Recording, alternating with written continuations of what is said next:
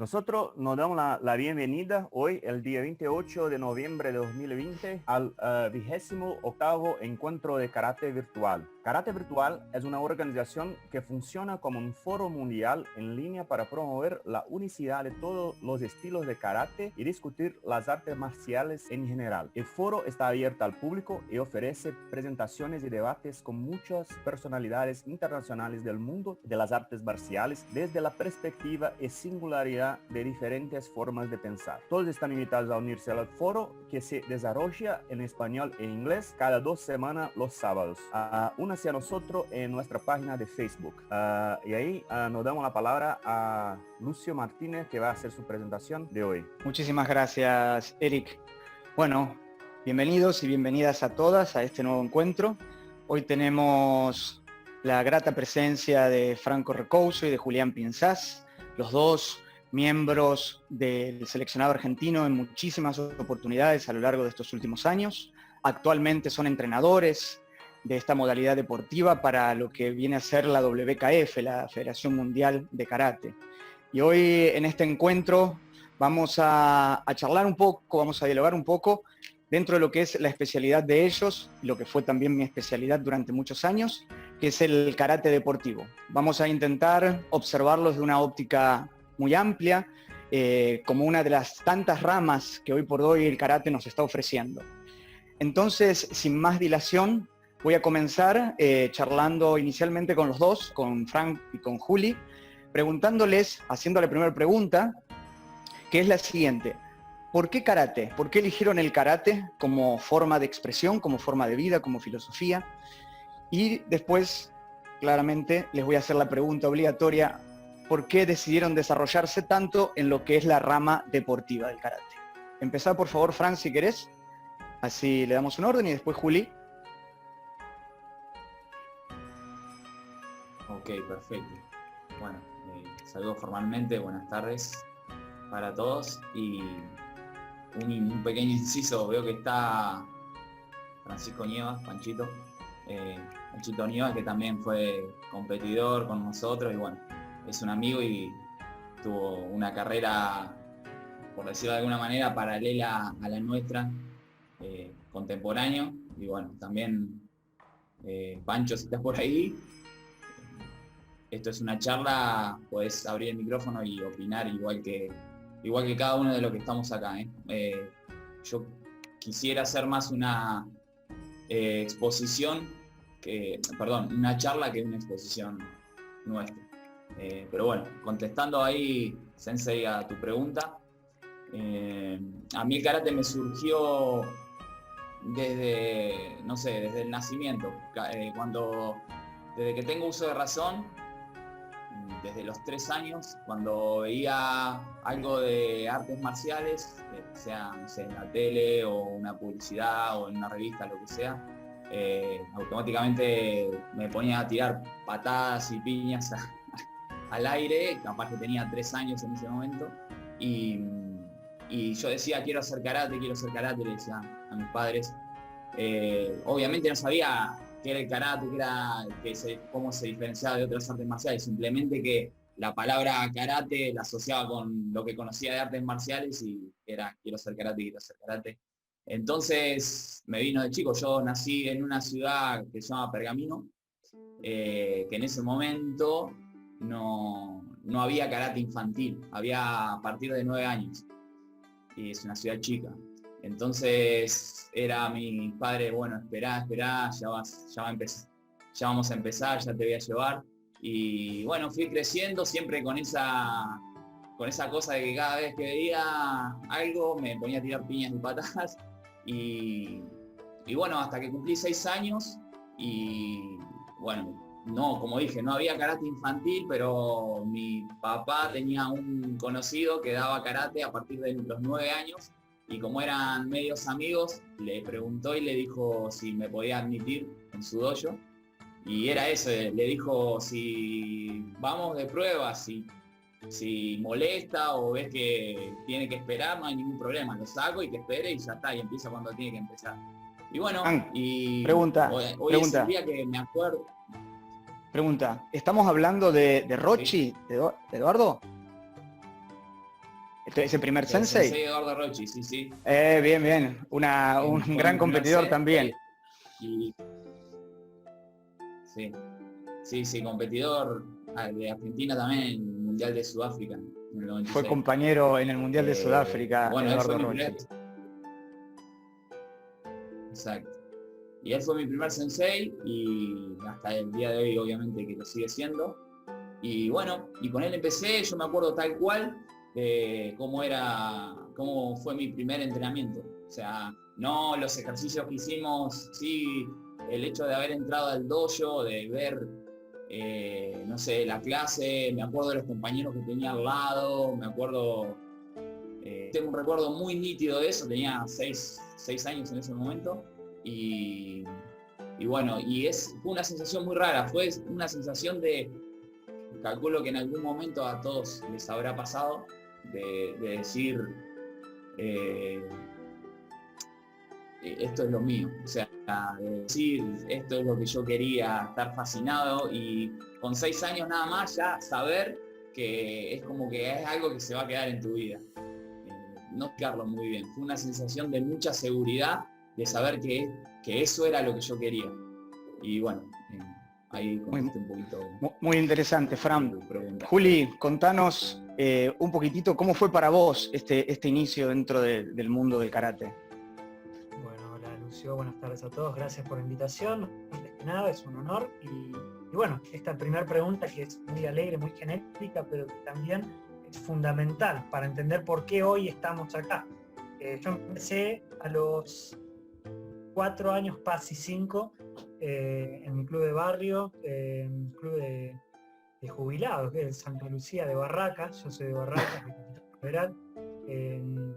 Habían empezado mi hermano, mis primos, ellos siguiendo los pasos. Mi papá nos llevó a probar y realmente los dos nos quedamos encantados con la acción, con toda la práctica, con el grupo, lo que significaba para mí. A mí me encantaba, siempre fui como una persona muy inquieta, muy corporal, muy enérgica, todo el tiempo moviéndome. En eso me padecieron un poco mis viejos, y me acuerdo que siempre la práctica, desde que tengo uso de memoria, ir a hacer abdominales, tirar puños, patadas, todo al aire, junto con mi sensei, que sigue siendo, obviamente, como decía Franco, Ricardo López Correa. Era un divertimento, un espacio de recreación y algo que me hacía realmente feliz. Obviamente que después, más adelante, uno empieza a hacer otras actividades, salir a jugar a la pelota con los amigos, esto, lo otro. En eso mi familia me acompañó mucho en el desarrollo, me incentivó a que me quedara. No es que me quisiera ir en algún momento, pero siempre uno tiene alguna que otra dispersión. Pero si algo puedo estar seguro, que en todo momento de mi vida, todo lo que hacía era en pos de poder seguir conectado con el karate. Decidí mi carrera, kinesiología y fisiatría, estudié mientras competía y mientras desarrollaba mi carrera deportiva, como para el día de mañana poder seguir ligado al deporte.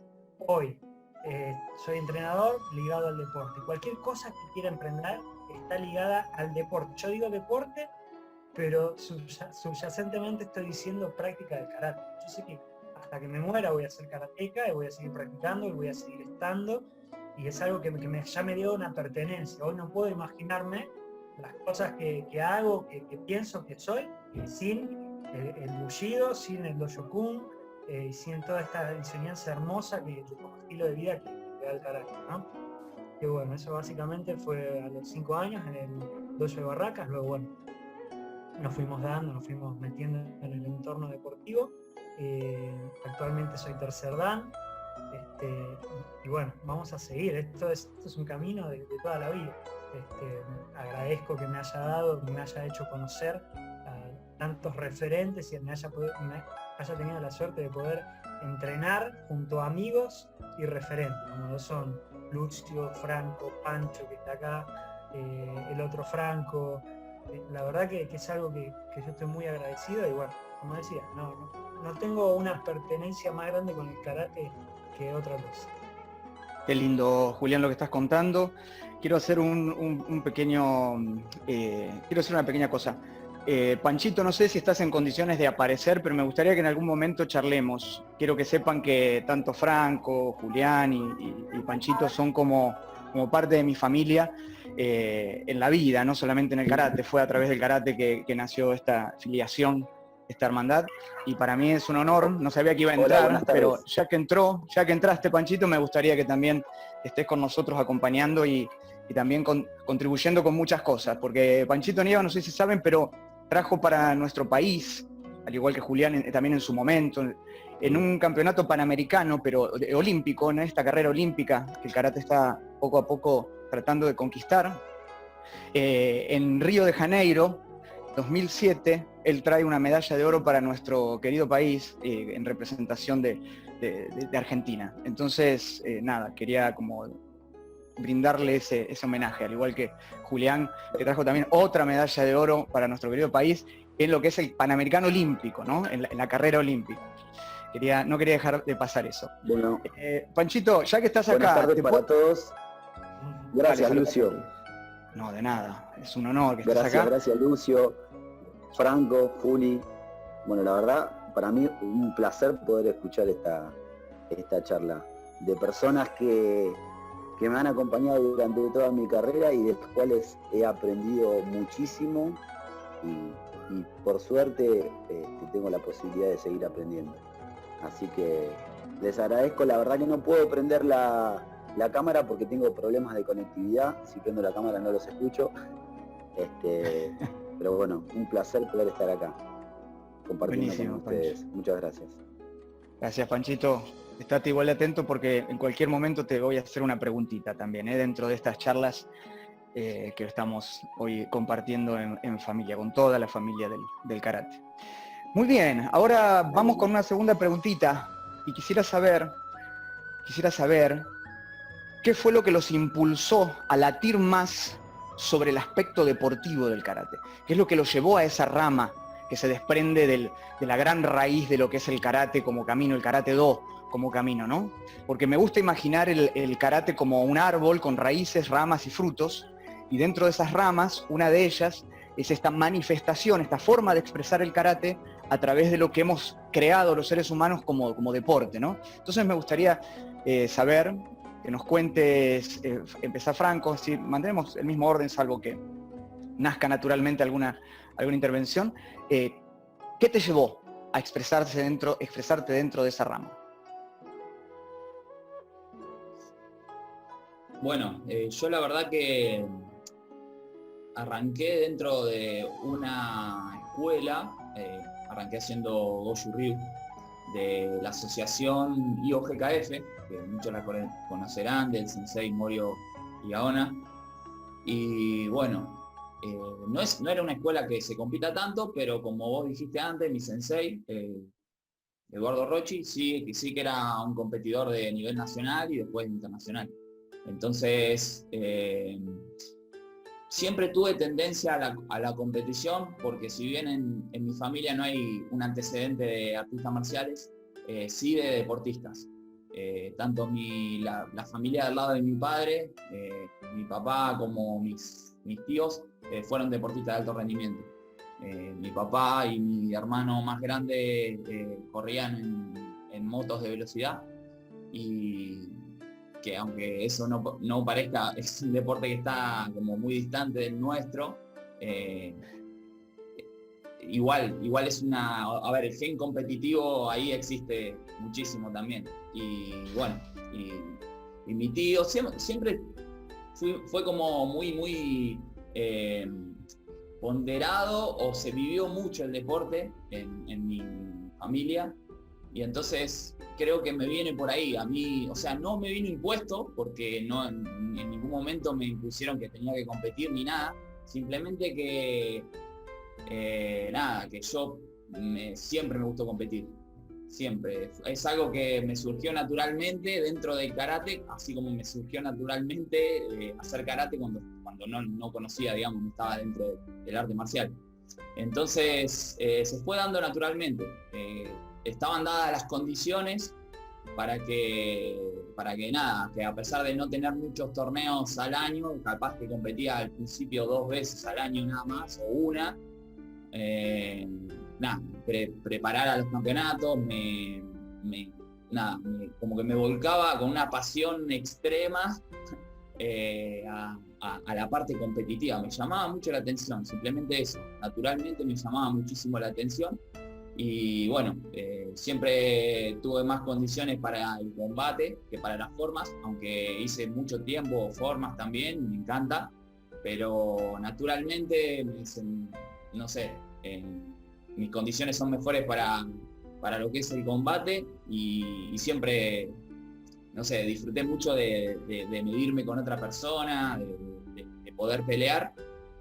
Considero que es una parte, no sé, como importante del karate, más allá de que en la parte deportiva obviamente que la técnica cambia y es un tema arreglado, no tiene que ver con el karate como defensa personal, pero bueno, me gusta mucho y por eso me fui volcando naturalmente a la competencia y los resultados también en un momento acompañaron y me fui metiendo cada vez más hasta que se transformó en mi especialidad dentro del arte marcial.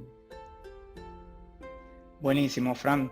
Bueno, antes de ya arrancar con nuestros temas, me gustaría escucharte, Juli, un poquito contando cómo entraste en esta expresión deportiva.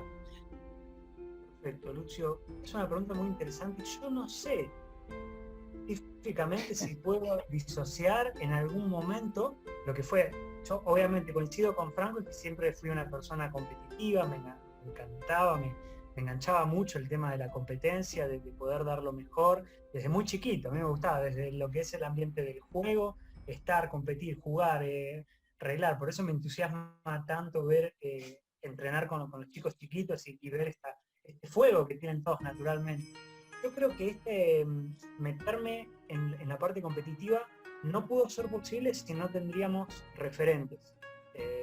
Creo que en mi caso en particular, ahora haciendo memoria, recordando, a través de los referentes uno se le mete la chispa de decir, bueno, todo lo que hago acá en el mucho lo puedo aplicar en un combate y está bueno, me dan puntos son premios, tengo que estar concentrado, tengo que ganármelo, tengo que ser mejor que el otro. Yo me acuerdo este punto culmine que habrá sido mi hermano, tengo un hermano mayor, Elian, 5 años, viajó en un torneo juvenil panamericano a Estados Unidos en el año 2000, si mal no recuerdo, creo que vos también fuiste, Lucio, y él volvió con la medalla de plata. Tenía en ese momento 10 años, cuando lo vi con la medalla de plata panamericana, juvenil, dije, wow, quiero eso, qué lindo. Y él me contaba en los torneos internacionales, que no fue a muchos, luego él se dedicó rápidamente al estudio, pero me sirvió como para meterme ahí el incentivo. Me contaba que había un competidor que cada vez que peleaba, toda la hinchada argentina gritaba y pon en ese momento por el 2-1 que tenía, que era Lucio Martínez, justamente. Me contaba, no, cuando pelea Lucio hace esto y otro. Yo decía, wow, la hinchada genera eso, qué bueno. Y yo creo que ese fue como mi primera imaginación, aproximación, digamos, a través de la imaginación al evento deportivo. Luego, uno de los primeros nacionales que tuve fue en el 2004 en Rosario, y ahí fue cuando primero me mostraron, siempre a través de esto de los referentes, ¿no? Mirá este chico, qué bien que anda, ganó las 75 de juveniles y está en la final de 75 mayores, y era Franco Recouso. Este otro chico que también no es explosivísimo, mirá lo que es Francisco Nieva, ¿cierto? Qué loco todo esto que justo ahora se junte acá, ¿no? Pero en el 2004, yo creo que los referentes son muy importantes. A partir de ese momento, uno se impone un poquito tratar de aplicar todo eso a través de los referentes, buscar ser mejor, buscar aplicar esas técnicas y bueno, entrar a ese mundo. Y bueno, una vez que entré a ese mundo, me parece que mi personalidad, como venía diciendo, encajó perfecto como para, bueno, meterte, tratar de entrenar, mejorar y bueno, hacer cada día más técnicas y bueno, buscar el resultado deportivo. Yo creo que por ese lado. Qué interesante saber y conocer los orígenes, ¿no?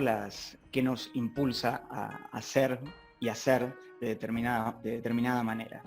Quisiera hacer una pequeña pausa para agradecer al Sensei Hunt desde USA, al maestro Alain desde Israel, también al maestro Chris de Venezuela, quien conduce junto con James Pankwitch, no sé si lo pronuncié bien, desde Okinawa, el canal TV Bujin TV.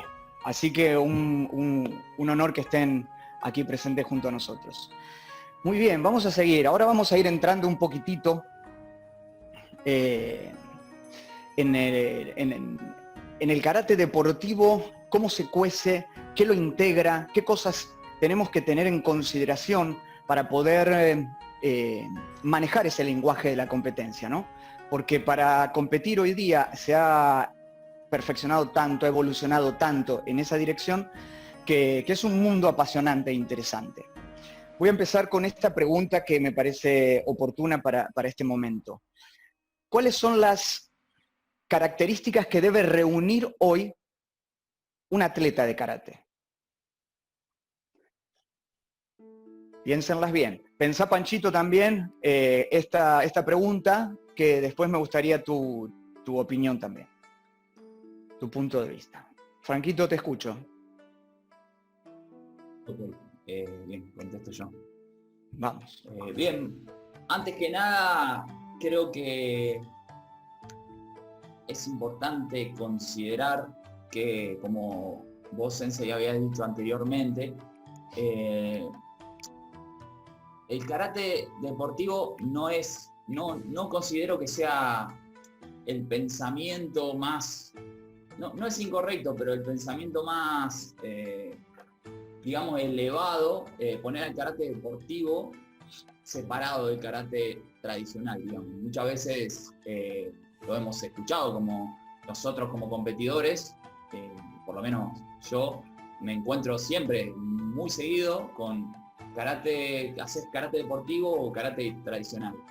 Y la verdad es que, ¿qué pasa? Yo lo que digo, yo hago karate, no me gusta distinguirlo de esa manera. Pero obviamente hay que matizar que es verdad que hoy en día, para acceder a un alto nivel dentro del karate deportivo, es como cualquier deporte de élite, digamos.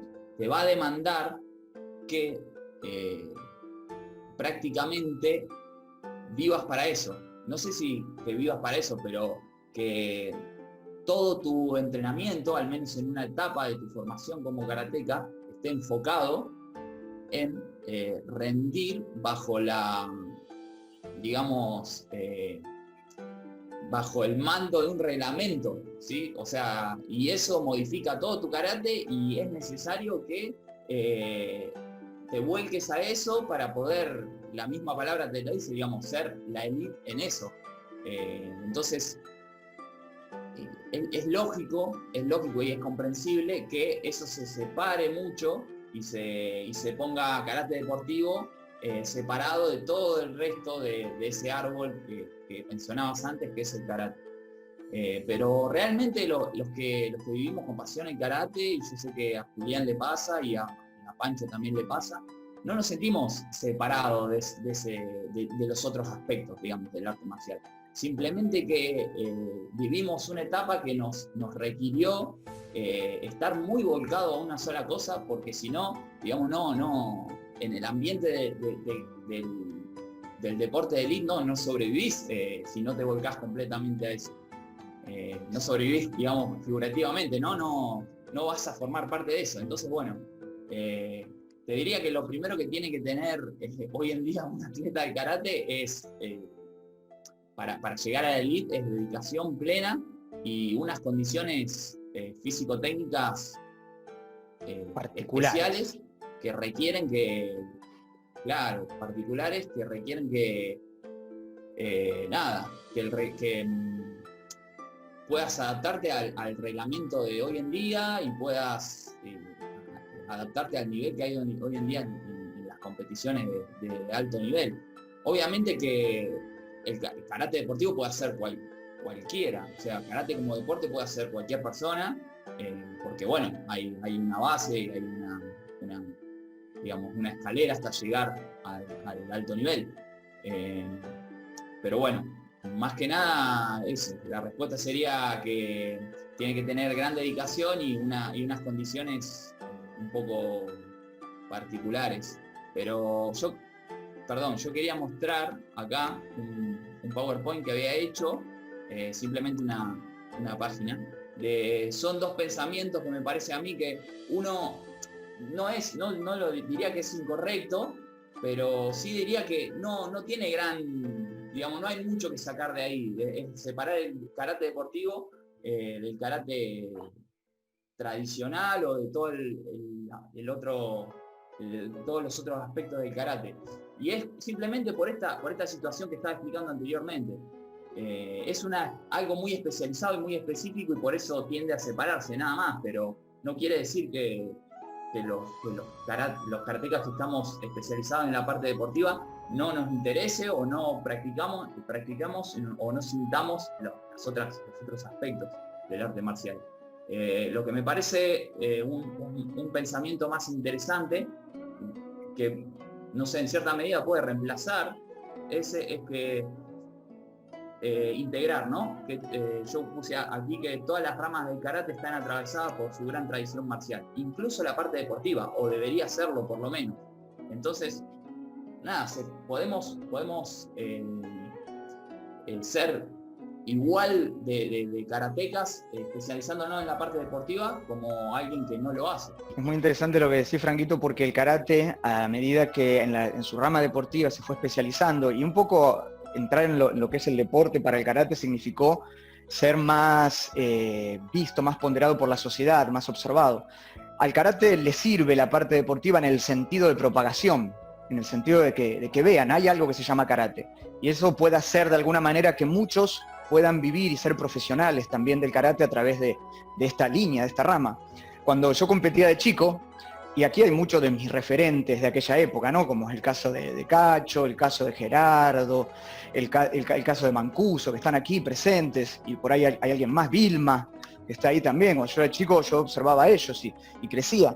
Y el karate estaba empezando, ya tenía un recorrido, pero todavía la parte deportiva no había tomado tanto. Y yo viví esa transición en la cual vos o te especializabas en kumite o te especializabas en kata.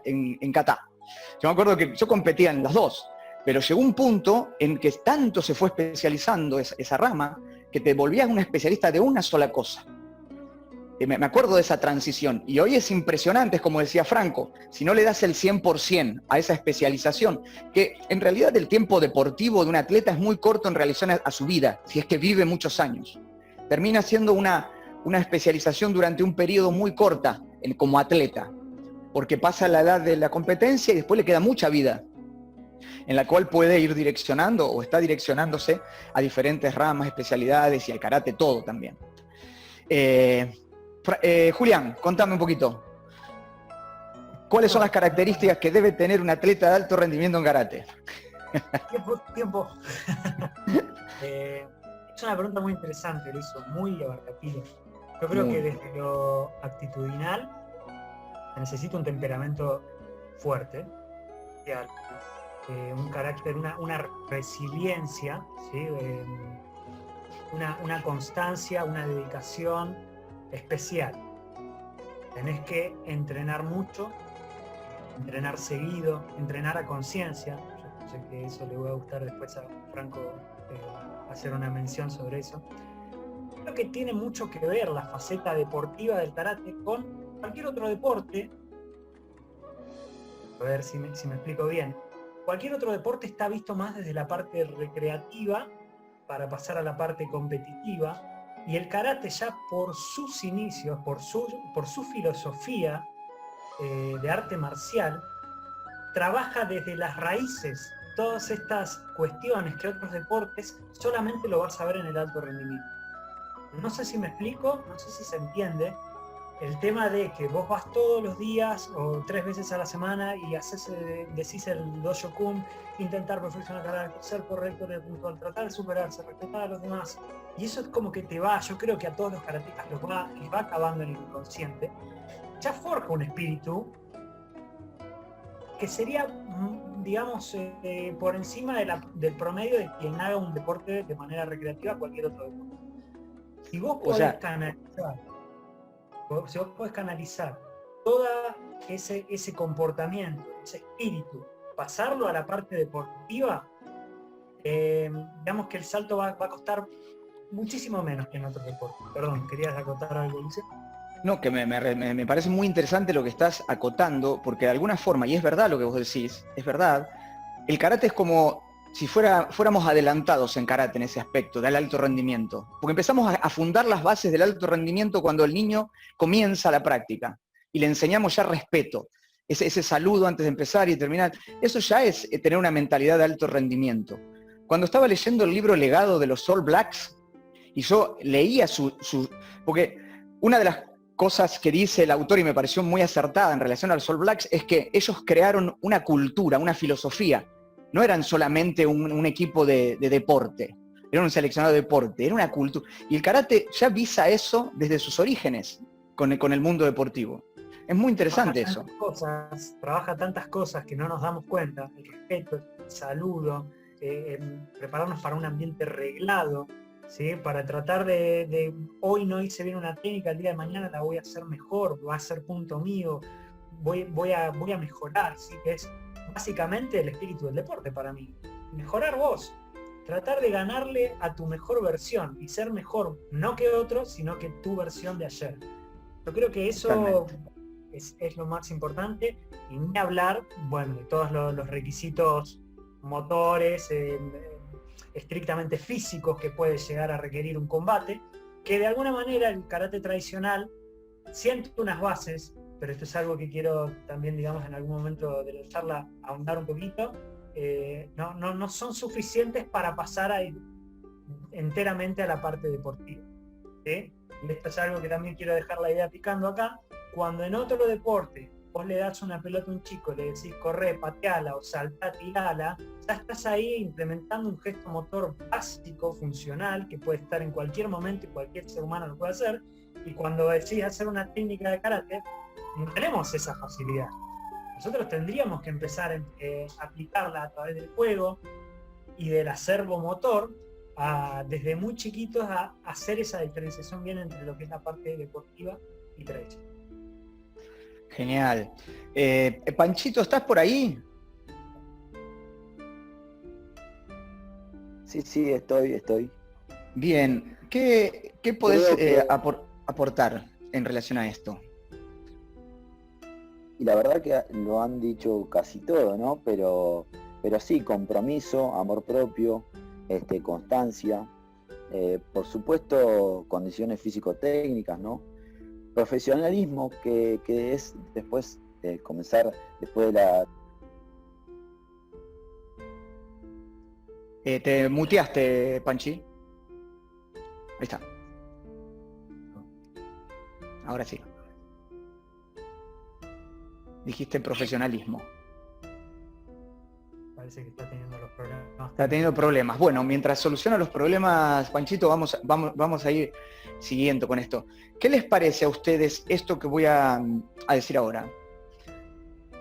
A través de la práctica del karate como filosofía, mismo el deporte como una manifestación de esa filosofía, enseñamos al ser humano a lidiar con la incertidumbre y con la derrota. Con la utilización de la derrota como un motivo o como una palanca evolutiva para el perfeccionamiento personal. ¿Cómo ven esta idea?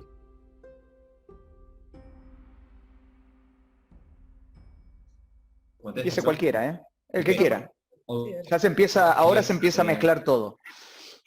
Bueno, como lo que me viene a la mente cuando expresas esa idea es que obviamente el karate y el karate como deporte enseña eso.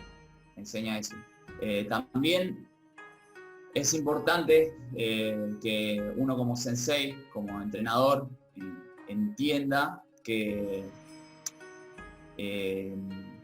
lo importante para enseñarle a un chico es enseñarle a competir, y que le guste competir y que le guste ganar, y también que le guste vivir la experiencia de la derrota.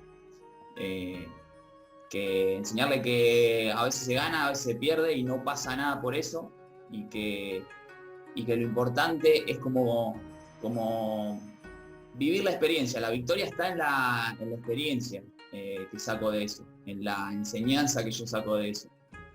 no tanto en el resultado, sino más en el proceso de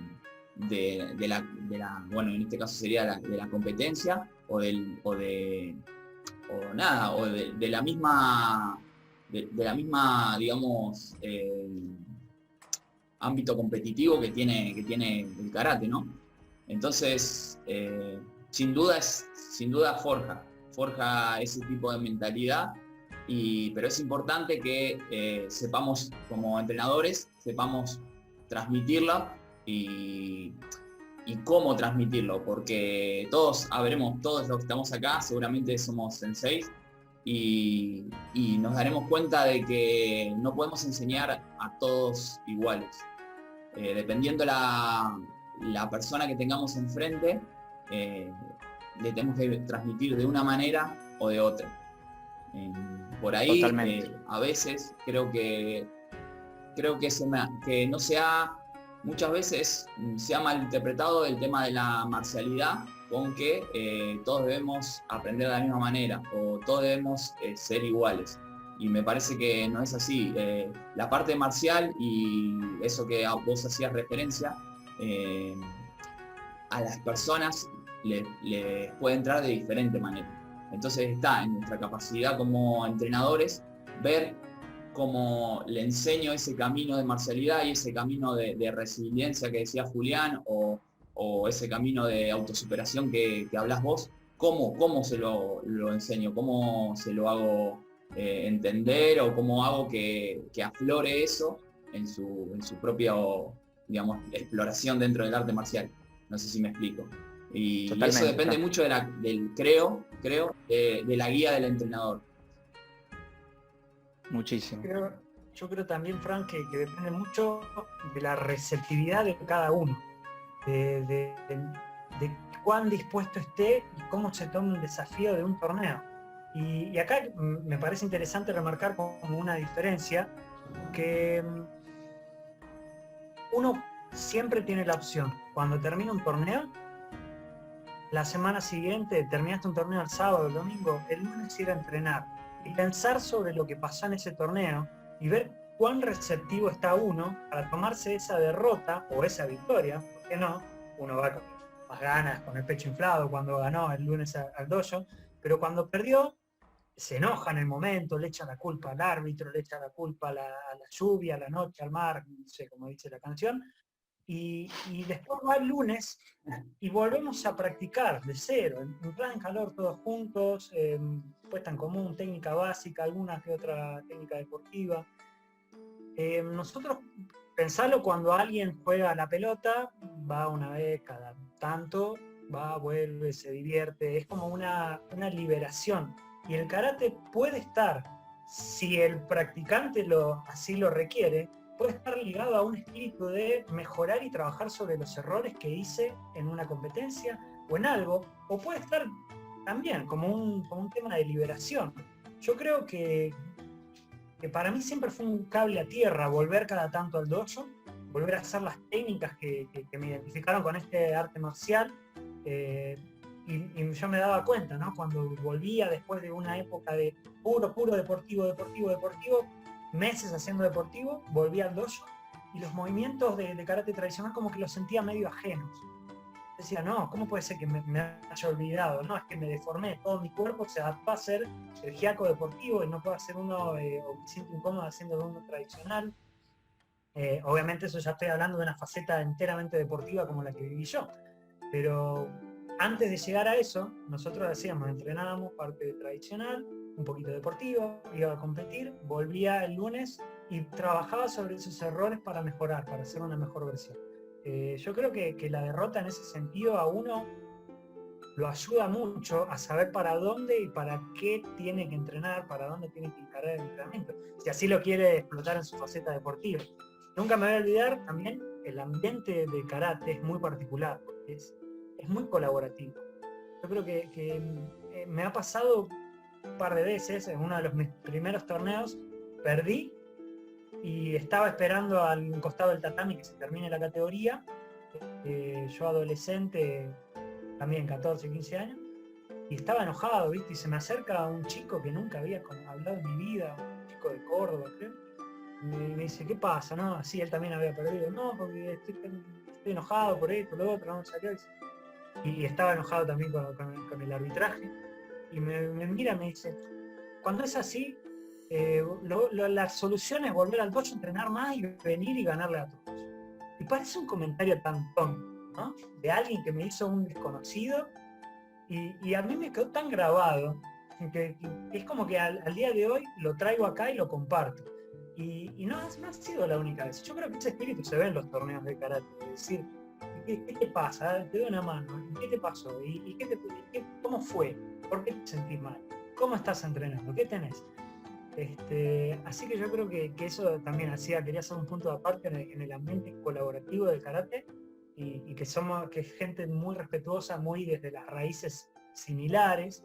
Y bueno, que es un ambiente próspero como para explotarlo en la parte deportiva, siempre con respeto y superación.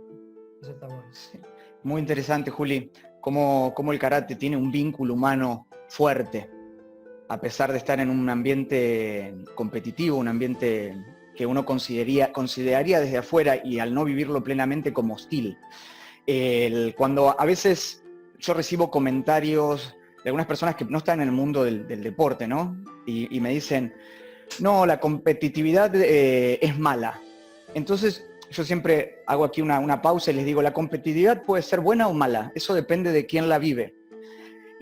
Uno lo puede tomar como realmente un aspecto de autosuperación o como algo psicoemocional, disruptivo, dañino y en contraposición a todo lo que te ocurre. Cuando vos no te abrís a fluir con la vida para percibir que la vida no solamente son los momentos que te gustan, sino los momentos que no te gustan.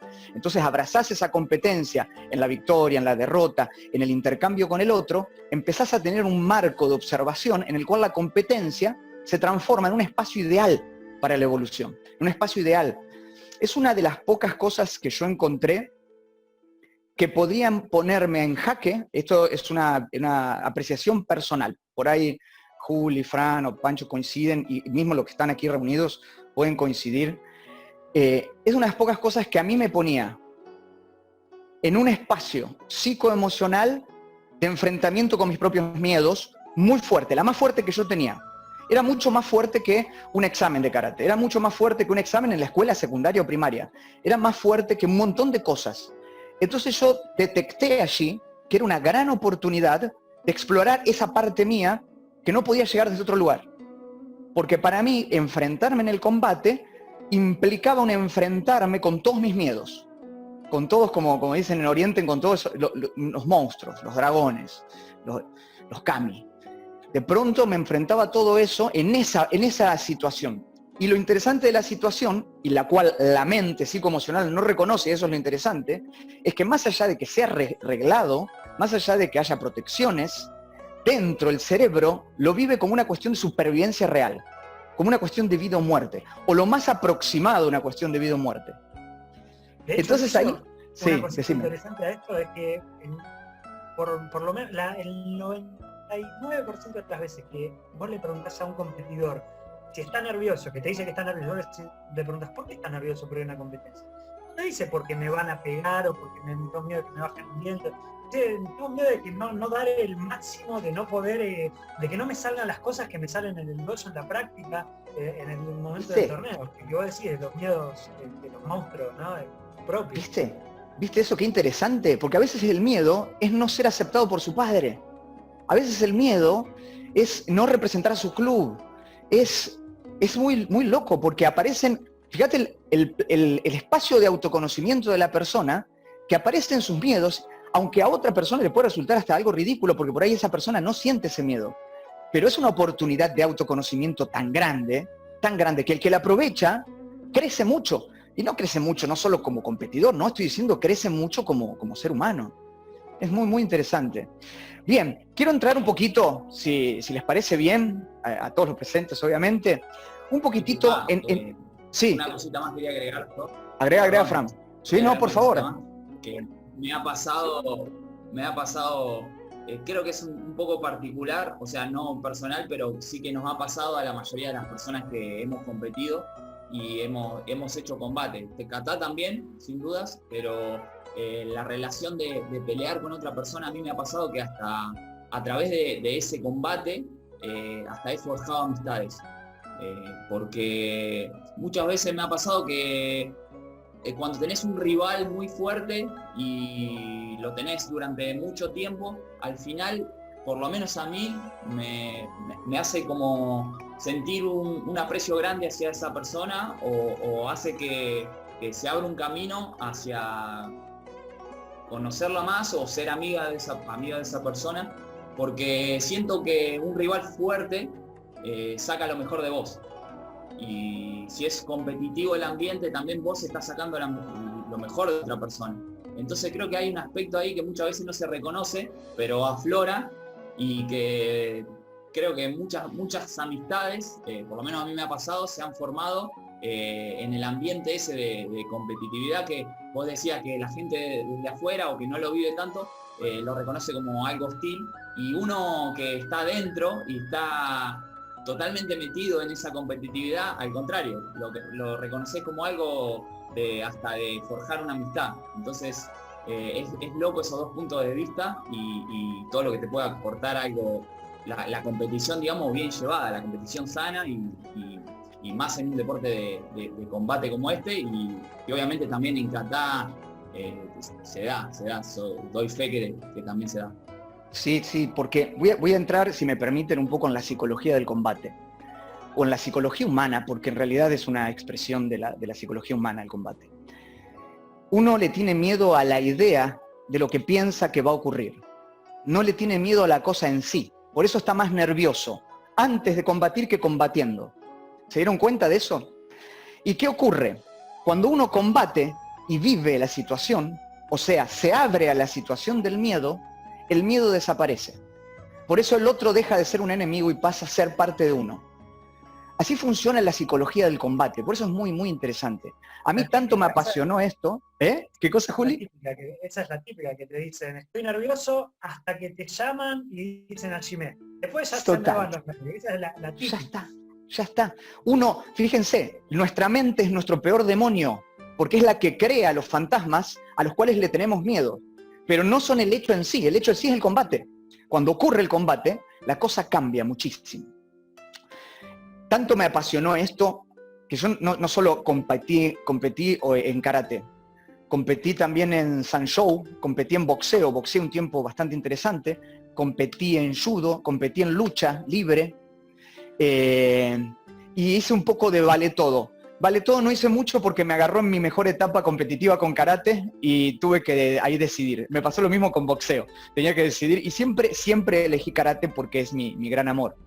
Pero tanto me apasionó eso que estamos hablando ahora, que lo quise probar en cosas que todo el tiempo me estén abriendo nuevos miedos.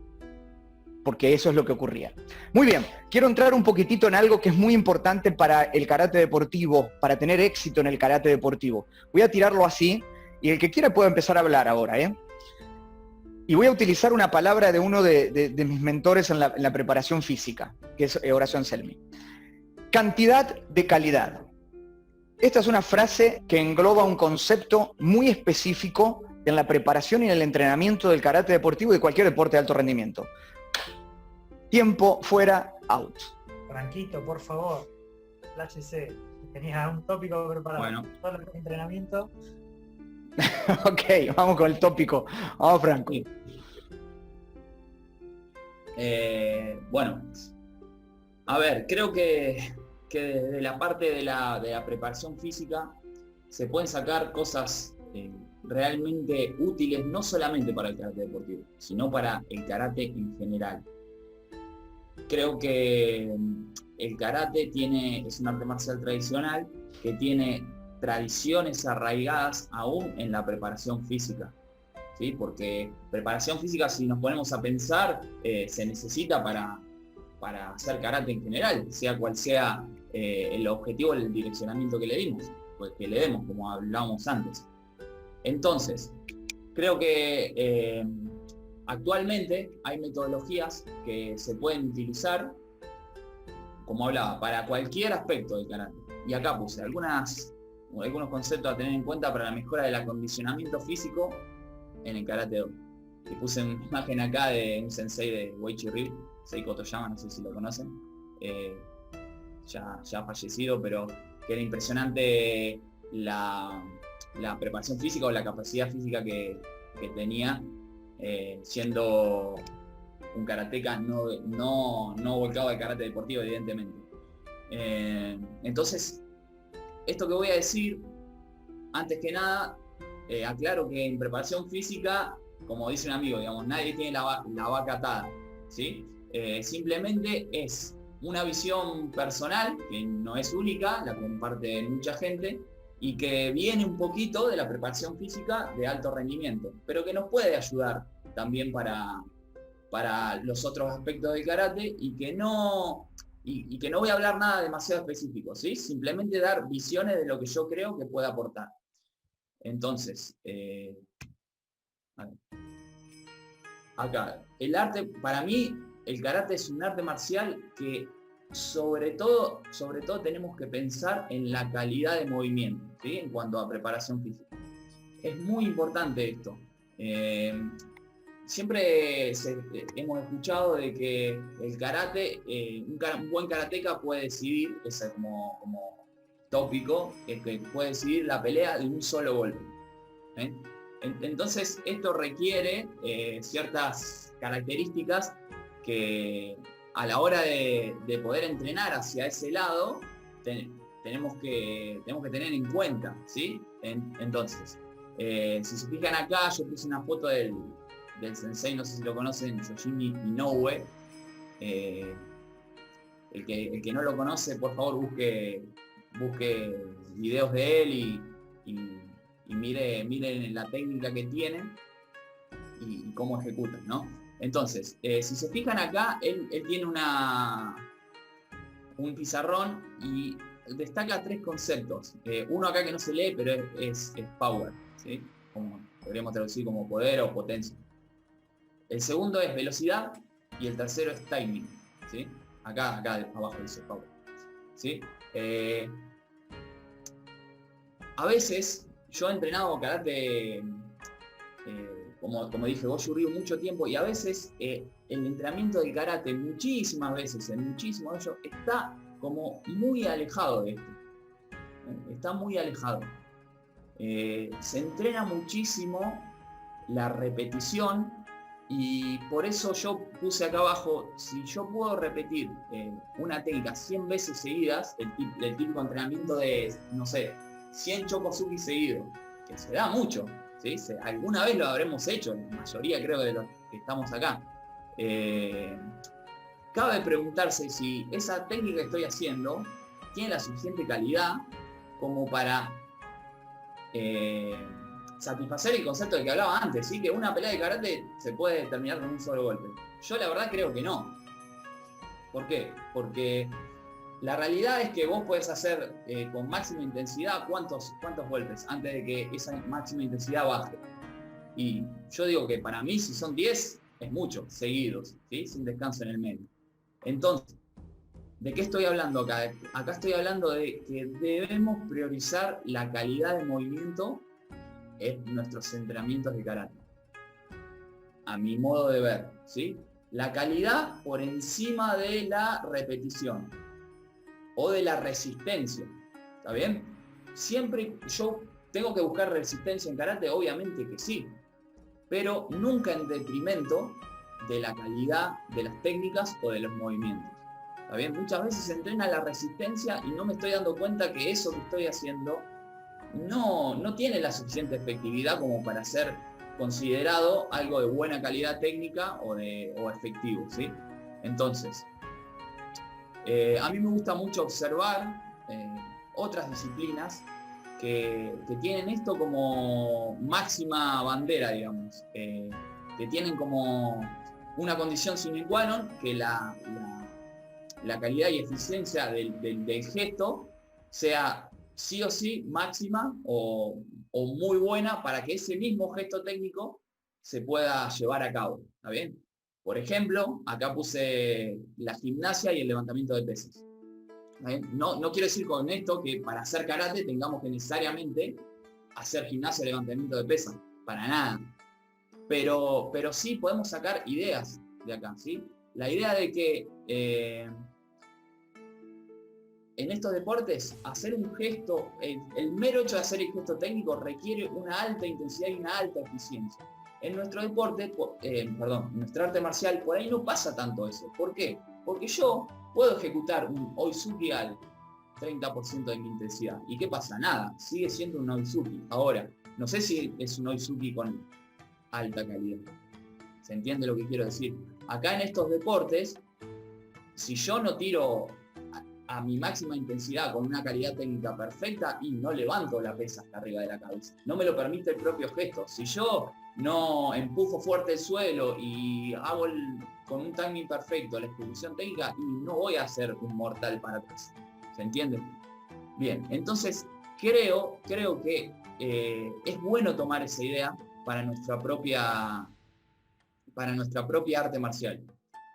Creo que se puede mejorar mucho la calidad del entrenamiento si miramos este tipo de conceptos, ¿sí? Para finalizar, bueno, no sé, Juli, si querés interrumpirme, decir algo, creo que tenés bastante que aportar en cuanto a lo que es calidad de movimiento. Está bueno, está excelente ese concepto, y si volvés la diapo atrás, estos deportes tienen algo que es muy, son muy tiranos en este sentido. Vos tenés one shot, tenés una oportunidad, tenés un movimiento, una acción en la cual tenés que hacerlo al 100%, y si no se te pasa, y en este caso que son Juegos Olímpicos, creo, son 4 años. En ese sentido, te pone frente a la espada y la pared. En este sentido es muy utilizable también a lo que es un combate de karate. Vos tenés una oportunidad en la vida deportiva también. ¿Qué pasa en combates? Que decís, tenés una oportunidad. Es una acción que te define el combate. Y vos tenés que estar con todas las luces al 100% metido ahí. Y ese es un sentido de zen completamente alineado, vacuidad mental, como dice el Do, y poder ejecutarlo. Yo creo que esa parte del deporte es muy interesante poder llevarla a lo que es la práctica, a conciencia, ¿sí?, del entrenamiento de karate. Para aportar, digamos, a eso, nada más. Es interesante. Me interesa mucho el concepto. Son conceptos.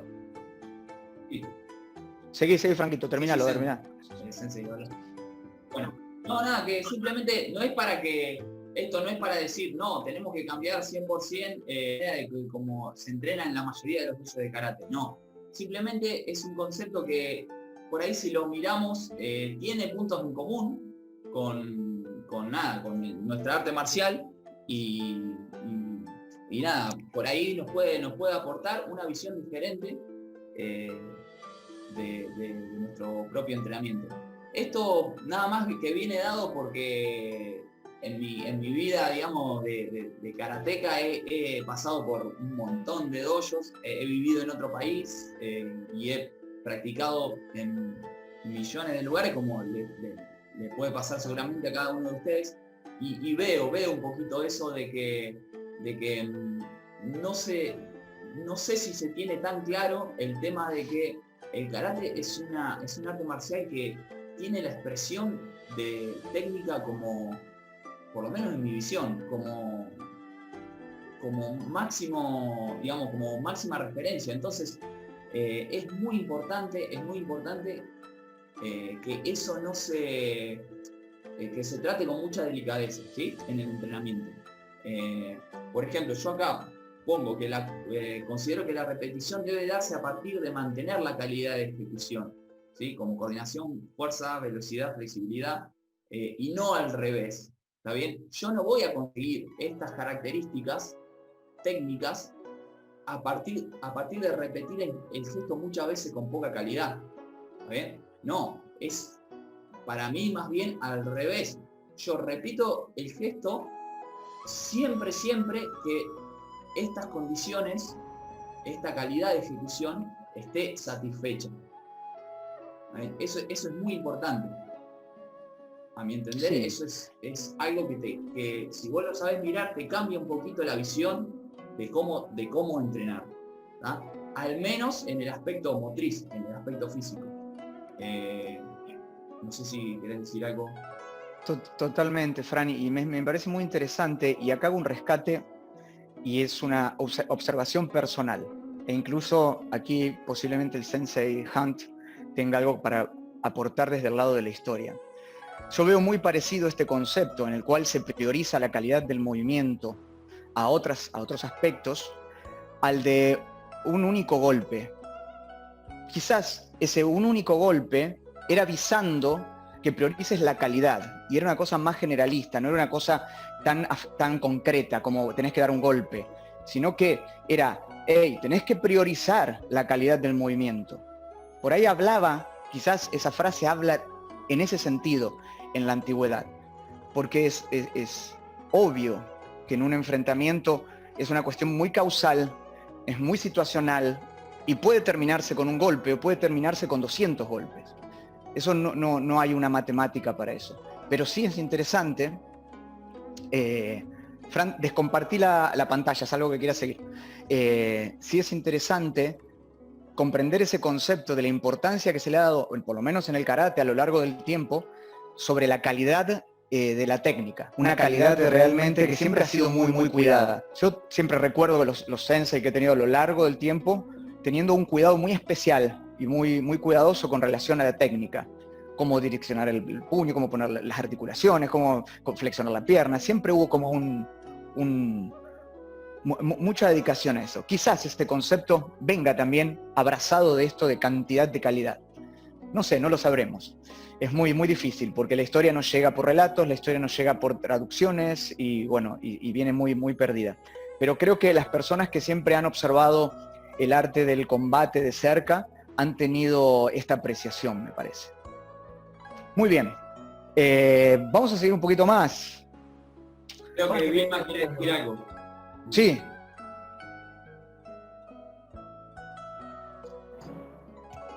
Perdón, Vilma, ya te desactivo. O si no, la barra espaciadora, Vilma. Estás muteada, ¿te podés? Ahí está. Ahí va.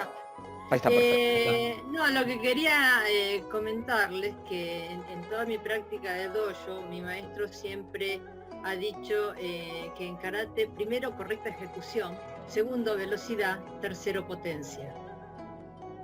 Y esto creo que está muy en correlación con lo que ustedes están hablando. Totalmente, Vilma. Muy apropiada la intervención. Sí, realmente. Y tiene lógica, ¿no? Se nota la lógica de eso.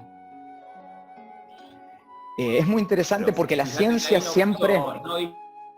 Perdón, Frank, sí. Fíjate que no dijo la palabra, que no dijo la palabra, no enumeró la palabra resistencia, ¿está bien? No está. De hecho, eso vendría, en lo que yo expreso, eso vendría como un cuarto concepto, ¿sí? Como un quinto concepto. ¿Sí? De hecho, primero Frank, lo otro, luego la repetición del técnico. Total, y de hecho si lo observamos, y teniendo en consideración la importancia de la calidad técnica, esos entrenamientos agotadores los veo más para el desarrollo de la voluntad de la persona que para una cuestión de calidad técnica en sí, sino como la autosuperación de la persona. En la antigüedad le llamaban tapas a la autosuperación, que venía de una raíz sánscrita denominada tap, que significa calor, algo que te lleva a ese estado, ¿no? Mucho más no sé cómo expresarlo, ¿no? Pero de una condición de esfuerzo, y que te ayude a vos ir más allá de tu propio esfuerzo. Creo que va más por un entrenamiento así que por un entrenamiento más científico o programado para un resultado más concreto. Es muy interesante porque la ciencia siempre va detrás del entrenador. La ciencia termina corroborando lo que el entrenador ya va descubriendo. Es muy interesante. Y hoy día la ciencia ha descubierto un montón de cosas, que ha corroborado cosas que el entrenador en su día a día y en su percepción comienza a desarrollar. Bien, ¿seguimos Lucio, un poquito perdón, más? Lucio, Sí, ahí está por Jorge favor. Mendoza, que quiere hacerles una pregunta a los atletas. Por favor, Jorge. Podés apretar si apretás la barra espaciadora y la mantenés apretada, se libera el micrófono un tiempito. Después Amílcar, ahí Cacho quiere hacer también una preguntita. Muchas gracias. Felicidades a Julián, Lucio, Franco, que han sido competidores de su país. Tengo muchas preguntas. Yo quisiera platicar con ustedes muchas cosas más, pero bueno, me voy a concretar hoy a preguntarles algo específico. Somos latinos y tenemos muchas actitudes similares en toda Latinoamérica. Sin embargo, quisiera escuchar de su voz. ¿Qué piensan? ¿Qué piensan de los competidores actuales del continente europeo? ¿Qué piensan de los japoneses? Seguramente ustedes han estado en ese top de elite, han convivido con ellos, han competido con ellos. Y como personas, como individuos, deben tener cualidades muy similares a los actuales campeones del mundo. Sin embargo, hay algo que yo puedo descubrir con un poquito de tiempo que limita a los latinos a dar ese despunte. Me gustaría mucho saber qué piensan ustedes con respecto a esa forma de pensar especial de la gente de los otros continentes. Por favor. Qué pregunta, Jorge, espectacular. No sabés lo espectacular. Yo sé que los chicos están agarrados con un bozal por arrancar con esta pregunta. Esta pregunta es genial. Voy a abrirle las gateras para que salgan corriendo ya, porque no, van a salir corriendo, van a dar una vuelta a manzana corriendo, si no. Julián, empezá si querés. Bueno, ¿qué tal, Jorge? Un gusto, buenas tardes. La verdad que esa pregunta fue algo que a mí, por lo menos en toda mi carrera deportiva, me recontra llamó la atención. Uno, a través de presenciar varios torneos, de ver siempre, digamos, todo el ritual, llegar, pesaje, el día de la competencia, el calentamiento, cómo se van formando los grupos, y cómo pelea cada atleta, digamos, de su país. Como que me llevó a la teoría de que la forma de pelear, del estilo de pelea, es de alguna forma en un círculo individual, mis características, la de Franco, la del campeón mundial, la del campeón europeo, la del bronce africano, no sé, lo que sea, y tiene una característica, un círculo social, un círculo de su, digamos, su país. Eso varias veces como que también me llegué para hacer una investigación mucho más profunda y más volada, entre comillas, es decir, yo creo que hasta puede ser que la forma de hablar, el idioma, ¿sí?, las costumbres, la soltura corporal, el lenguaje corporal, influye en cómo esa persona hace karate. Es difícil de explicar, es difícil de ver, pero yo cuando percibo, por ejemplo, a los iraníes peleando, y vos ves que una persona iraní es una persona muy religiosa,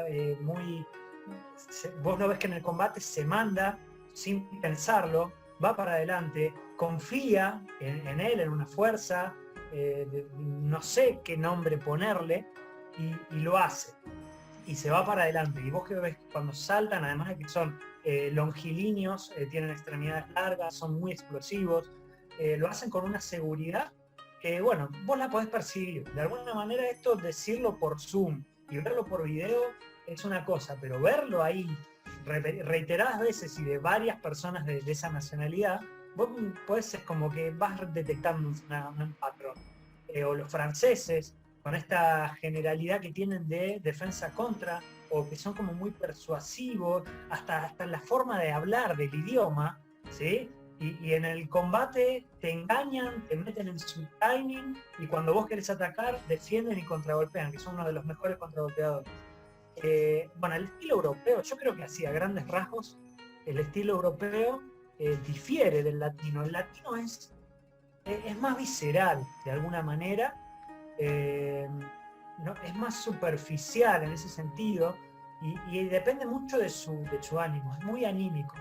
Yo creo que últimamente hubo latinos que digamos, trascendieron porque dejaron ir esa superficialidad, se compenetraron más con el combate y pasaron a ser un plano, no sé si mental o cómo llamarlo, cómo ponerlo en palabras. ¿Sí? El venezolano Andrés Madera ahora medallea en todos los torneos de Premier. Siempre tuvo un estilo más o menos fiel a sí mismo, ¿no? De contragolpeador, pero más visceral, superficial. Es muy interesante. Yo creo que da para escribir un libro de este tema. De cómo ese círculo personal para 4 Zoom más. Sí, da por lo menos para 4 Zoom más.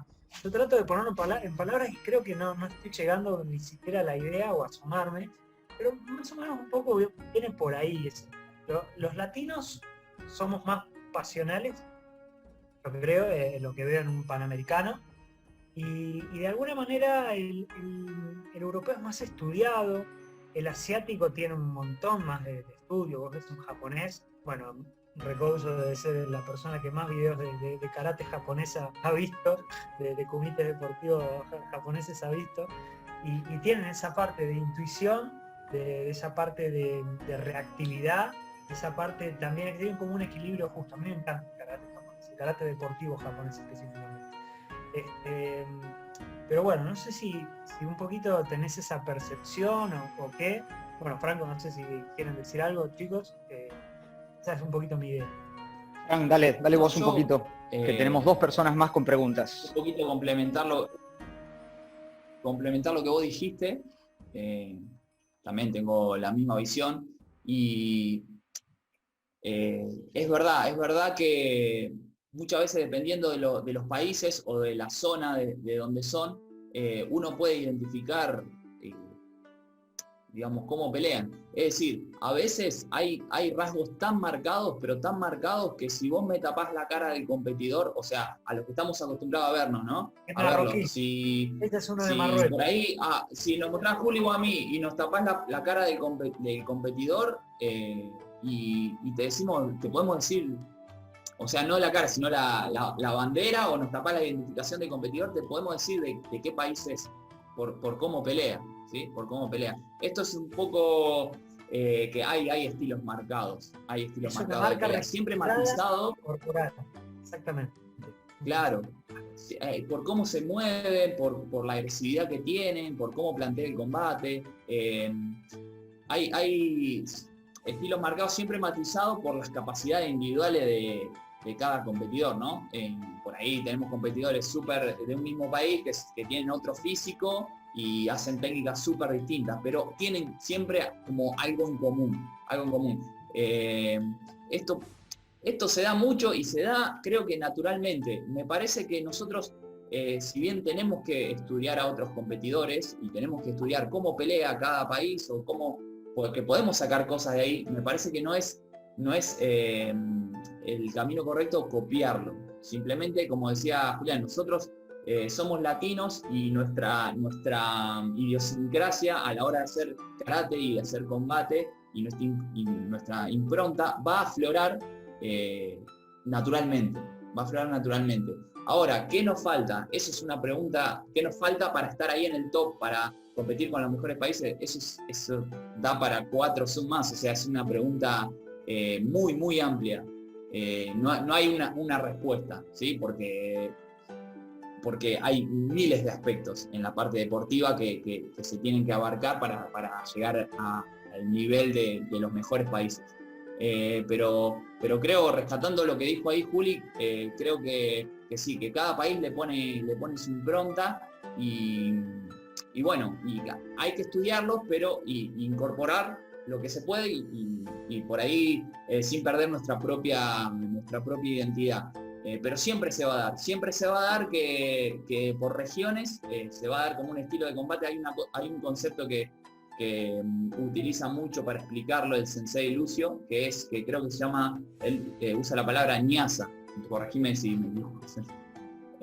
Ñaza, que es como identificación, creo que significa identificación, y bueno, y eso se da naturalmente, y podemos no forzarlo, pero sino buscarlo un poco, buscarlo en nuestros referentes, pero siempre teniendo en cuenta que es primero que nada, es algo individual, ¿sí? El karate es un deporte individual, y primero tenemos que conocernos a nosotros mismos y después sí ver cómo adaptar tal vez cosas de otros y hacer niaza con otro tipo de competidores, competidoras, países, etc. Qué pregunta más interesante. Voy a hacer como una intervención muy corta porque Sí. tenemos 3 personas para preguntar más y tenemos hasta las 40, entonces se nos puede disparar el tiempo. En un principio considero que, y lo interesante de la pregunta es la siguiente, los seres humanos tenemos capacidades similares. Y entonces, ¿dónde radica la diferencia? Porque esta fue la gran pregunta que yo me hice aproximadamente a los 20 y pico de años, de por qué no me subí a un podio del mundo teniendo las mismas capacidades que un español, teniendo las mismas capacidades que un japonés, que un venezolano, que un brasileño, que alguien de Estados Unidos. O sea, siempre me preguntaba, ¿por qué no me subo a un podio? ¿Qué está pasando con esto? Entonces ahí me di cuenta que la cosa no venía por fuera. No era una cuestión de técnica, no era una cuestión de preparación física, sino obviarlas y teniéndolas a tope. Entonces digo, bueno, ¿por dónde viene esto?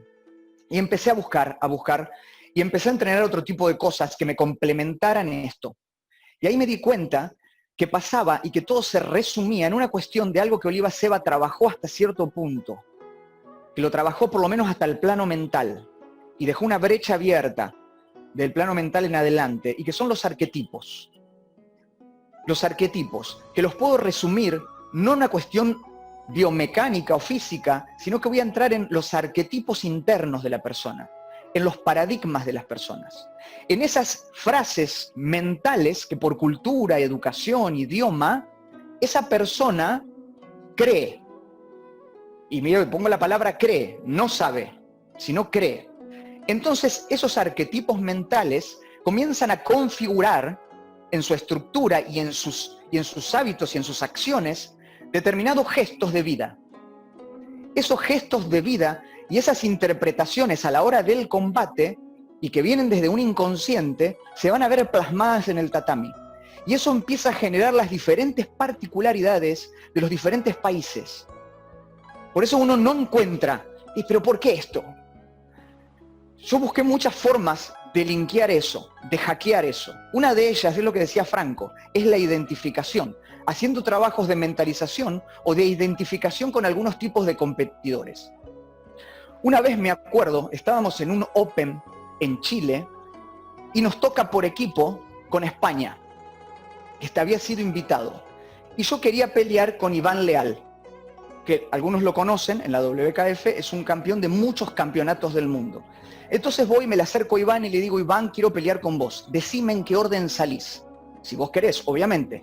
Y él me dijo, dale, Lucho, dale, vamos a pelear.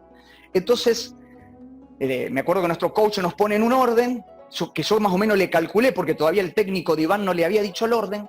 Entonces me mira Iván y me hace, no me acuerdo si era 3, me hace así, salgo 3. Voy a Landa y le digo, Landa, poneme 3, porque 3 sale Iván y yo quiero pelear con Iván. Y Landa nos acomoda el coso para pelear con Iván. Entonces, ¿qué hice para pelear con Iván? Hice niaza con Iván, hice identificación con Iván. Mentalicé a Iván todo el tiempo y empecé como a asumir a través de esa identificación la forma de Iván. Y eso hizo que haga un muy lindo combate con Iván. Y solamente con un poco de ese entrenamiento interno mental. Pero un poco, y resumiendo, para que no alargarnos, porque tenemos todavía muchas preguntas, el trabajo es más interno, Jorge. El trabajo pasa por otro plano, por otro campo. No es el campo externo. No es el campo, ni siquiera, mira lo que te voy a decir, ni siquiera es el campo de la psicología positivista de decirte, vamos, vamos, vos podés. Ponele un poco más de huevo, ponele un poco más de energía, más de fuerza. No es eso. Es una cosa mucho más profunda que apunta a ese espacio que no podés ver, ese espacio que pertenece al inconsciente o al subconsciente incluso. Pero bueno, esto da para que charlemos en otro momento. Vamos a hacer las preguntas. Chicos, vamos a tratar de hacer respuestas cortas, concisas, porque tenemos poco tiempo. Cacho, te toca. Vamos con la pregunta, después sigue Damián y después sigue Cristian en las preguntas. Ok, ahora, yo primero de todo agradecer al muchacho por compartir la experiencia que ustedes tuvieron con nosotros, ¿no? La experiencia que ustedes tuvieron, compartirla con nosotros. Una cosa también para Jorge, a mí me parece que en lo que yo voy a agregar está un poco de respuesta también para vos. Y otra cosita que quería decir, España, Italia y Francia son también países latinos.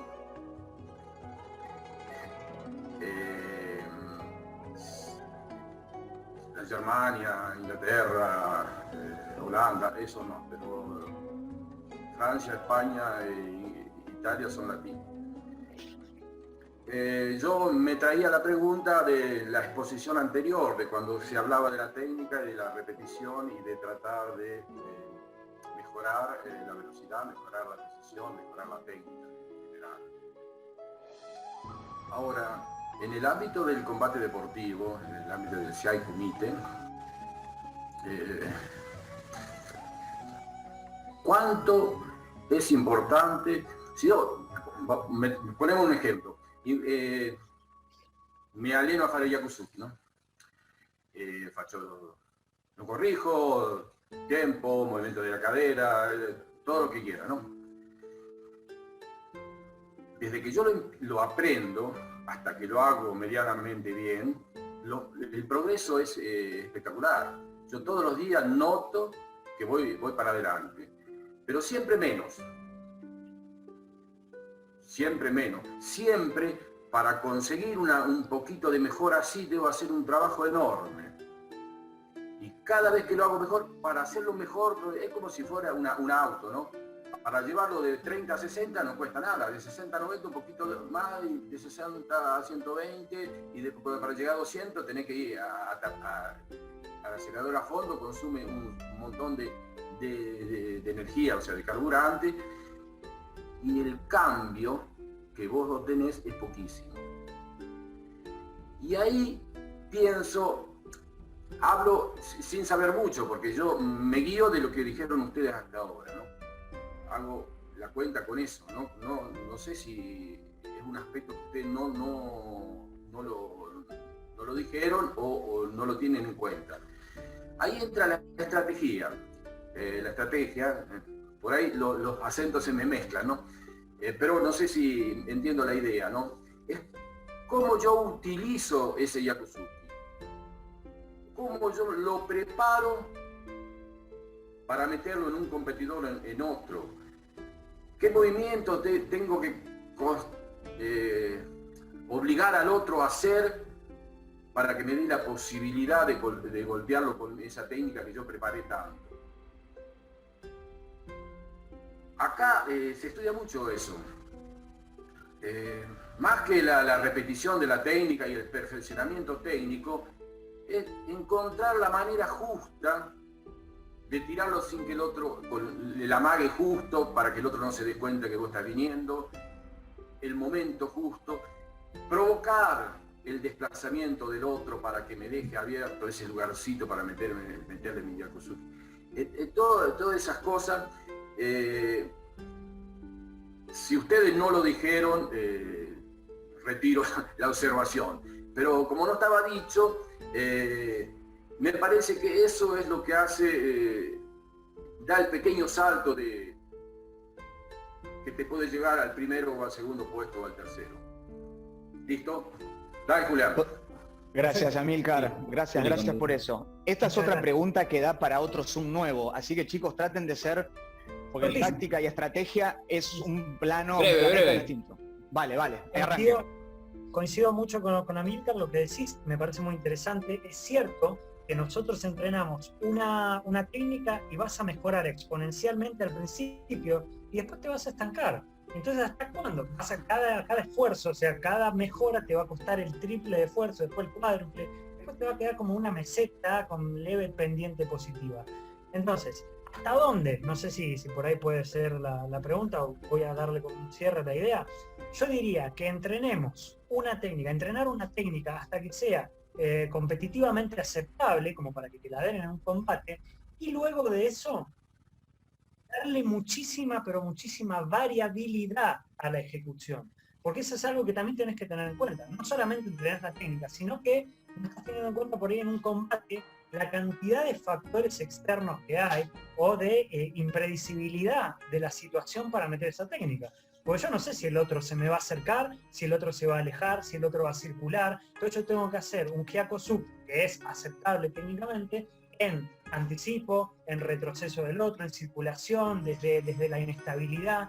Yo creo que es más importante ahí, una vez que ya hiciste una técnica aceptable, meterle muchísima variabilidad y poder tratar de estimular eso de que estar siempre listo, sea cual sea la situación del combate. Y creo que esto se ve, se nota mucho cuando ves a alguien que entrena por ahí solamente tradicional, hace una sola forma del Hyakusuki y no le mete variabilidad. Vos lo ves entrenando, compitiendo en un combate, y una vez que lo sacás de esa situación ideal en la cual entrenó, se va a sentir incómodo y no va a estar armado, y es como que le va a costar más adaptarse. Pero yo creo que eso es importante también, además de darle un criterio deportivo, entrenar muchísimo la variabilidad y la dispersión y la cantidad de situaciones que se toman. Sí, Vamos, Fran. bueno, sí, yo coincido con lo que decís vos, Amílcar. Pasa que ahí estábamos, cuando yo puse eso, estaba hablando de un aspecto más de, digamos, acondicionamiento físico o motriz. Obviamente que la estrategia es igual de fundamental que la técnica. Para un combate, es decir, yo puedo tener la mejor técnica, o sea, la espada más afilada del mundo, pero si no sé cómo usarla, no me va a servir. Obviamente, a medida que, si vos ves un competidor del más alto nivel, en lo que va a estar enfocado la mayor parte de su entrenamiento es, ok, tengo estas 4 armas que son de nivel mundial. Para estas 4 técnicas que tengo, voy a tener un mundo de estrategia. Entonces va a estar enfocado más en ese mundo de estrategia que en sí, en mejorar esas 4 técnicas, que siempre se va a seguir entrenando, ¿tá? Porque yo no he visto a nadie que diga, no, mi Hyakusuki ya es lo suficientemente rápido, no hace falta que... No, siempre querés más y más. Pero estoy totalmente de acuerdo con vos en que vos llegás a un nivel y ya sabés que esa es tu arma, que la tenés, ¿sí? Y así también te especializás y descartás muchas de las otras técnicas. Ya sabés que tenés eso. Bueno, ahora le voy a dar un marco, una estrategia y voy a darle un mundo y una variabilidad, como decía Julián, para esa, no sé, por ejemplo, quizá Mizuki que tengo sea apto para metérselo a cualquier otro competidor. Y sí, obviamente, la estrategia ha llegado a un nivel, es algo más que fundamental. Muy bien, gracias por la respuesta, chicos. Gracias. Vamos a seguir. Ahora vamos con Damián. Damián, por favor, hace tu pregunta. Muchas gracias, Lucio. La pregunta va para Franco, para Julián, bueno, para vos también, Lucio. Nos quedamos justo enganchados con la parte que decía Franco, apenas puso la parte de preparación física, todo con este nuevo paradigma, diríamos, de ver el levantamiento olímpico, de los nuevos sistemas de entrenamiento y demás. ¿Crees que el sistema intermitente es el más acorde, diríamos, para entrenarlo? ¿Y crees que eso también hay que aplicarlo para la parte técnica también, diríamos, y específica físico-técnica del karate? Bien, te contesto. Sí, es una gran herramienta, creo yo, que trabajar, es una herramienta como yo lo veo, para trabajar la resistencia con buena calidad, como estábamos diciendo antes, ¿sí? Es algo como para que se entienda, por ahí estamos hablando un poquito más específico ahora de preparación física, pero para que se entienda, es algo como un poquito contrapuesto a lo que sería un entrenamiento para adquirir resistencia continua, ¿sí? Con una intensidad media y sin pausas, ¿sí? Esto, lo que menciona Damián, es algo por ahí contrario a eso, sino es con ciertas pausas y ciertos tiempos de trabajo a una alta intensidad. Me parece que para adquirir resistencia con buena calidad es un trabajo un poco más indicado que el trabajo aeróbico. obviamente. Dentro del trabajo intermitente hay muchas formas de realizarlo. Pero sí, y es un trabajo bueno también, incluso hasta para trabajar la estrategia. Porque yo puedo ponerme, por ejemplo, bueno, ahora en estos 15 segundos anticipo a la máxima intensidad de tal manera, porque después en el combate lo quiero replicar así. Y entonces al final de todo el trabajo intermitente tenés que hiciste, no sé, 50 o 60 técnicas de anticipo con una intensidad altísima y metido dentro de la estrategia que vos querías trabajar. Entonces, bueno, creo que para el entrenamiento de resistencia dentro del combate o del karate es una herramienta bastante indicada, ¿sí? El trabajo de intermitencia, el trabajo físico de intermitencia. Dentro de la intermitencia tenemos la intermitencia, podemos hacer un intermitente técnico, un intermitente con solamente acciones de física como sentadillas, finales, flexiones, lo que sea, pero también lo podemos utilizar con técnicas de dicho. Entonces, creo que sí, que es una buena herramienta sin casarme con eso y sin decir que es lo mejor y no hay que probar otras cosas. Pero sí, yo lo uso mucho, de hecho. Juli, ¿querés aportar algo o está bien así? No, me parece que en ese sentido. Perfecto, entonces vamos a seguir con Cristian. Cristian, te escuchamos. Gracias. Yo vengo más bien del mundo de kata. Tengo la fortuna de entrenar 3 muchachos que están actualmente a nivel regional, en equipos regionales, y me encuentro con la limitante que quiero que aumenten su técnica, pero estoy trabajando más en el área psicológica. Estoy tratando de que ellos entiendan que hay más de ellos que lo que me están mostrando. O tengo un caso muy particular, que es un muchacho que es un pan de Dios, siempre sonriente, y no logro que entre en la zona. Digamos que estamos todos más o menos de la misma edad, pero esa película de Rocky que decía ojo de tigre, ¿no? Que yo les digo mirada láser, que podemos ser muy amigos fuera del tatami, pero 5 segundos, 10 segundos antes somos contrincantes y necesito dar lo mejor de mí para ganarte en ese ámbito. Luego salimos, se acaba la competencia y sigue la camaradería. Pero me cuesta meterlo, y sobre todo hemos tratado de entrenar y utilizar estos torneos que hay actualmente virtuales. Se me hace aún más difícil porque hay una cámara y uno tiene la posibilidad de hacer diferentes tomas y no logran entender o no me logran dar el 100% del desempeño en una sola toma, que es tratando de replicar cómo sería una competencia normal. ¿Qué clase de trucos hacen ustedes para trabajar en el foco y en la concentración o en ese switch? Para mí se me hace fácil internalizarlo, lo que no logro es externalizarlo para que ellos lo agarren y empezar a trabajar en ese tipo de cosas. Perfecto, muy buena pregunta, linda, interesante también. ¿Quieren empezar, chicos? Juli, ¿querés? A mí me gustaría escucharte a vos, Lucio, sinceramente, porque es una parte de la realidad, claro. Genial, bueno, aquí estamos centrando un poco en lo que te nombraba anteriormente. Ese chico tiene su paradigma, tiene su arquetipo interno en cuanto a cómo conectarse con esa situación. Lo que vos tenés que hacer como entrenador es crearle un nuevo arquetipo. Tu desafío es crearle un nuevo arquetipo en el que él confíe y él se pueda manifestar. En este caso vos le pusiste un título, un nombre, que está buenísimo ponérselo, Ojos de Tigre. Entonces, ahora él tiene que entender cuál es ese arquetipo, qué es lo que vos estás tratando de que él haga. Porque si no, él va a tener contenida toda esa energía, contenida toda esa expresión, y no va a llegar nunca a poder manifestarla. ¿Se entiende lo que te estoy diciendo? Y esto tiene mucho... Perfecto, Cristian, porque esto tiene mucho que ver con su cultura, con su educación. Y como decía antes, entiéndase, padres, educación, idiosincrasia, idioma, comida, todo, con un montón de cosas. Entonces vos tenés que construirle a él hoy una nueva forma de ver esa situación. Es un tema muy extenso la construcción de esa nueva forma, por ahí lo podemos hablar después en privado, cualquier cosa le pedís a Gaby mi contacto, así no demoramos el cierre. ¿Te parece, Cristian? Gracias. Quiero aportar algo ligeramente. Dale, Fran. Sí, sí. Bien.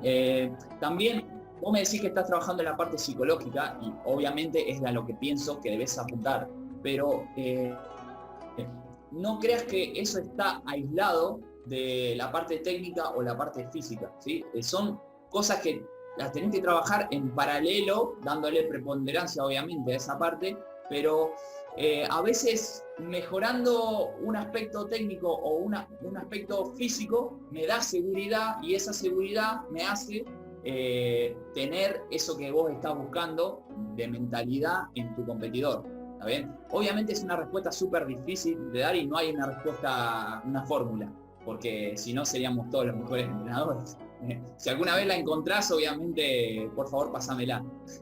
pero no tiene una respuesta. Creo que lo que dijo el sensei Lucio va por ahí. Y otra cosa que te diría yo es que tampoco por trabajar esto, que es lo principal, y si lo tenés que trabajar, vos cuides los otros aspectos, porque en realidad todo está un poco enlazado. Sí, me la dejás picando ahí, Fran, entonces ahora tengo que terminar esta idea. En relación a lo que te decía Fran, en utilizar la preparación física o, por ejemplo, la situación de competencia de kata como herramienta para activar ese espacio, es ideal. Por ejemplo, y lo tiro así y seguimos con las preguntas. Yo utilizaría el kata y le haría hacer kata con mucha bronca y que él exprese a través de gritar y poner toda su energía brutalmente en la ejecución del kata, aunque se salga un poco de la línea y de lo que va a hacer en la competencia. Le abriría un poco el emocional para que pueda soltarlo, porque lo tiene totalmente agarrado, viéndolo desde afuera y sin hacer realmente un estudio más cercano a la persona. Esto lo tiro así por si te resuena y te da un poco el paso de la idea. Gracias. Muy bien. Gracias por la... No hay por qué. Vamos a seguir. Ahora terminamos con Cristian, vamos con Eric, creo. Sí, vamos con Eric. Nuestra última pregunta es esta. Eric, ¿estás por ahí? No lo ve. Ah, sí, ahí está. Eric,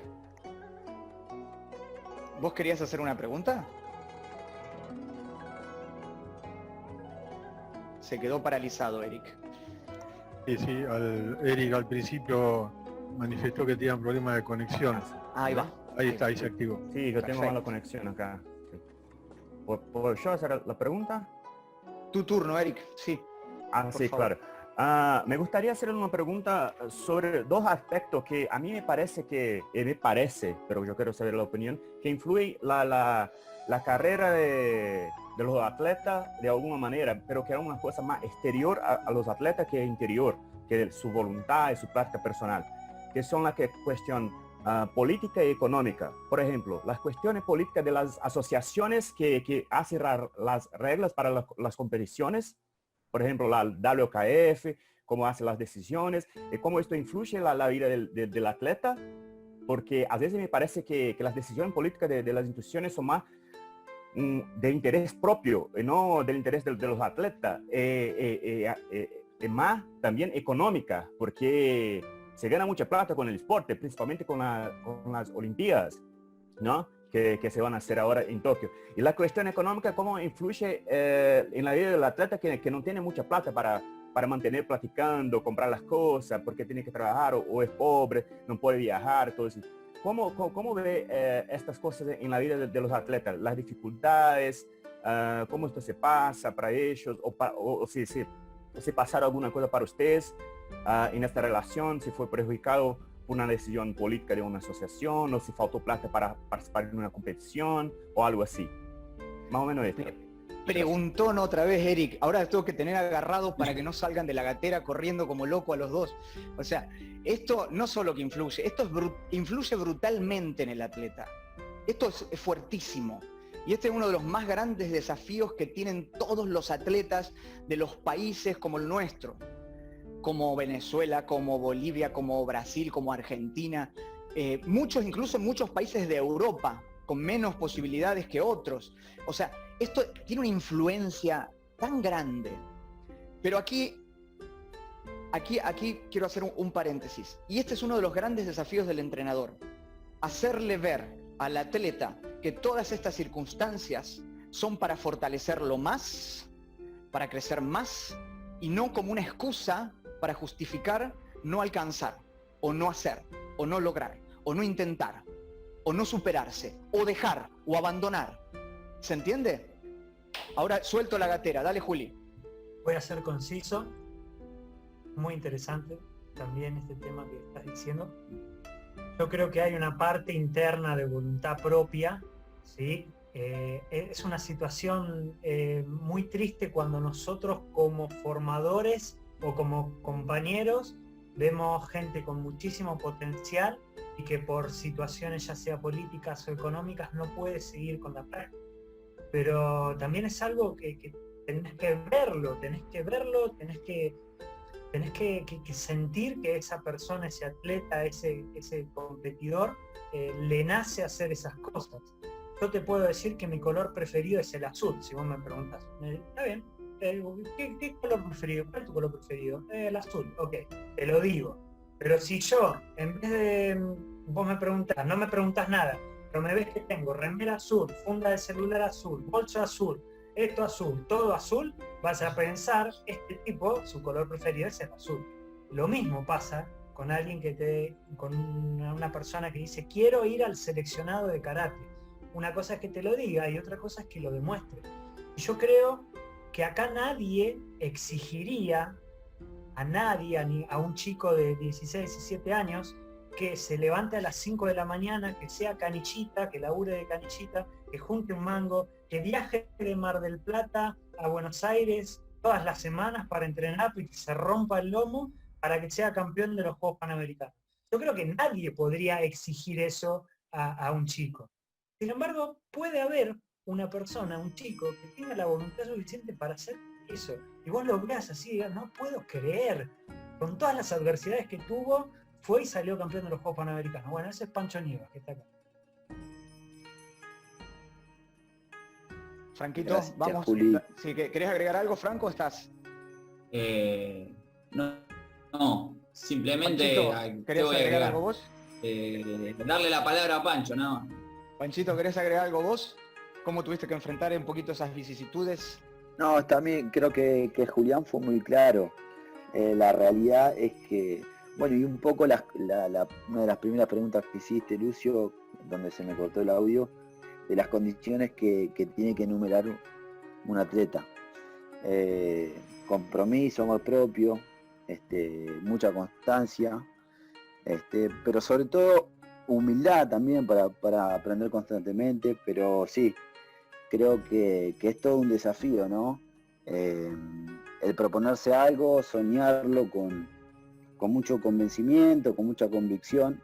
A mí me pasó, no sé cuánto tiempo tenemos, pero les cuento resumido la experiencia que yo tuve desde chico cuando comencé a competir.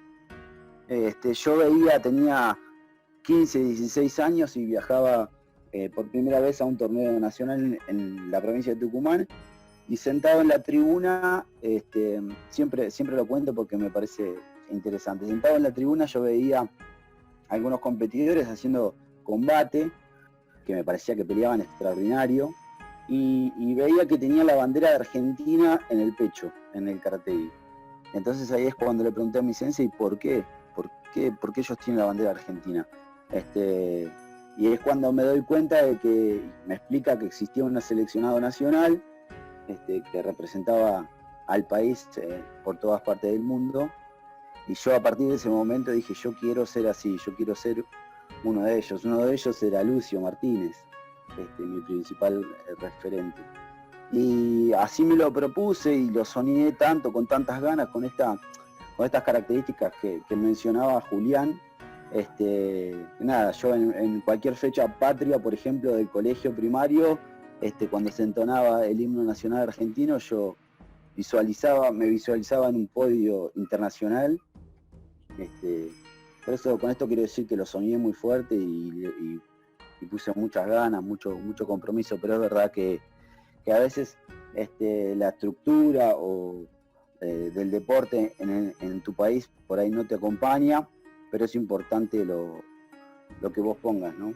Sí, como bien decía Julián, me tocó trabajar desde muy chico para poder pagarme algunos pasajes y poder conseguir ese objetivo. No le quería robar mucho más tiempo, la verdad que agradecerles porque me parece excepcional que podamos estar compartiendo esta charla con 3 referentes importantísimos del karate mundial, así que gracias a todos. Bueno, muchas gracias, Pancho, la verdad que es un honor y un placer que estés aquí con nosotros, es un gran placer. Vamos a hacer un bonus track, vamos a la última pregunta ahora sí. Los engañé, ¿vieron? Pero hay bonus tracks, porque esto es un gran espectáculo. Ahora tenemos la pregunta de Alain Mordeski. Así que, por favor, Alain, dale para adelante nomás. Bueno, gracias por el bonus track. La verdad, bueno, muchísimas gracias a todos. La verdad fue un placer, una excelente charla. Mi pregunta venía por este lado. Hablamos mucho de la parte competitiva, que como muy bien se dijo, es una rama del árbol. Me encantó porque alguna vez me creí que yo había imaginado esa metáfora, resulta que esa metáfora parece que la tenemos todos los karatecas en la cabeza. La pregunta es qué pasó el día después, del día que dejaron de competir, que dijeron, ya está, ya lo hice, terminé, el día después tengo que seguir haciendo karate como estudiante de karate, no solo como sensei que empiezo a trabajar con muchachos jóvenes a competir y a transmitirle mi evidencia competitiva, sino yo como karateca, ¿cómo entiendo el karate ahora que no es compito y que voy a buscar la parte clásica, que voy a vivir el kata de otra manera, que voy a vivir el combate sin pensar en el campeonato que viene? Qué preguntón, por Dios, basta, ahora tengo que atarlo, no solamente tengo que cerrar las puertas. La experiencia de ustedes del día...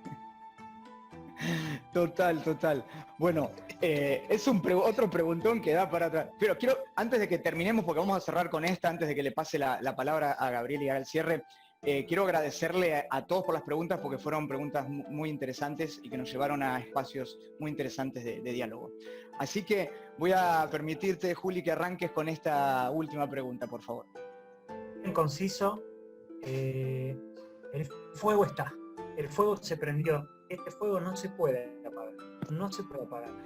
Son cosas que a cada uno le despertó el fuego de distintas cosas. En el caso de Pancho recién, llevar la bandera de su país en el pecho y representar a su país. Eso le despertó el fuego. Y eso hizo que actúe en consecuencia a cumplir ese sueño, pero con ese fuego siempre.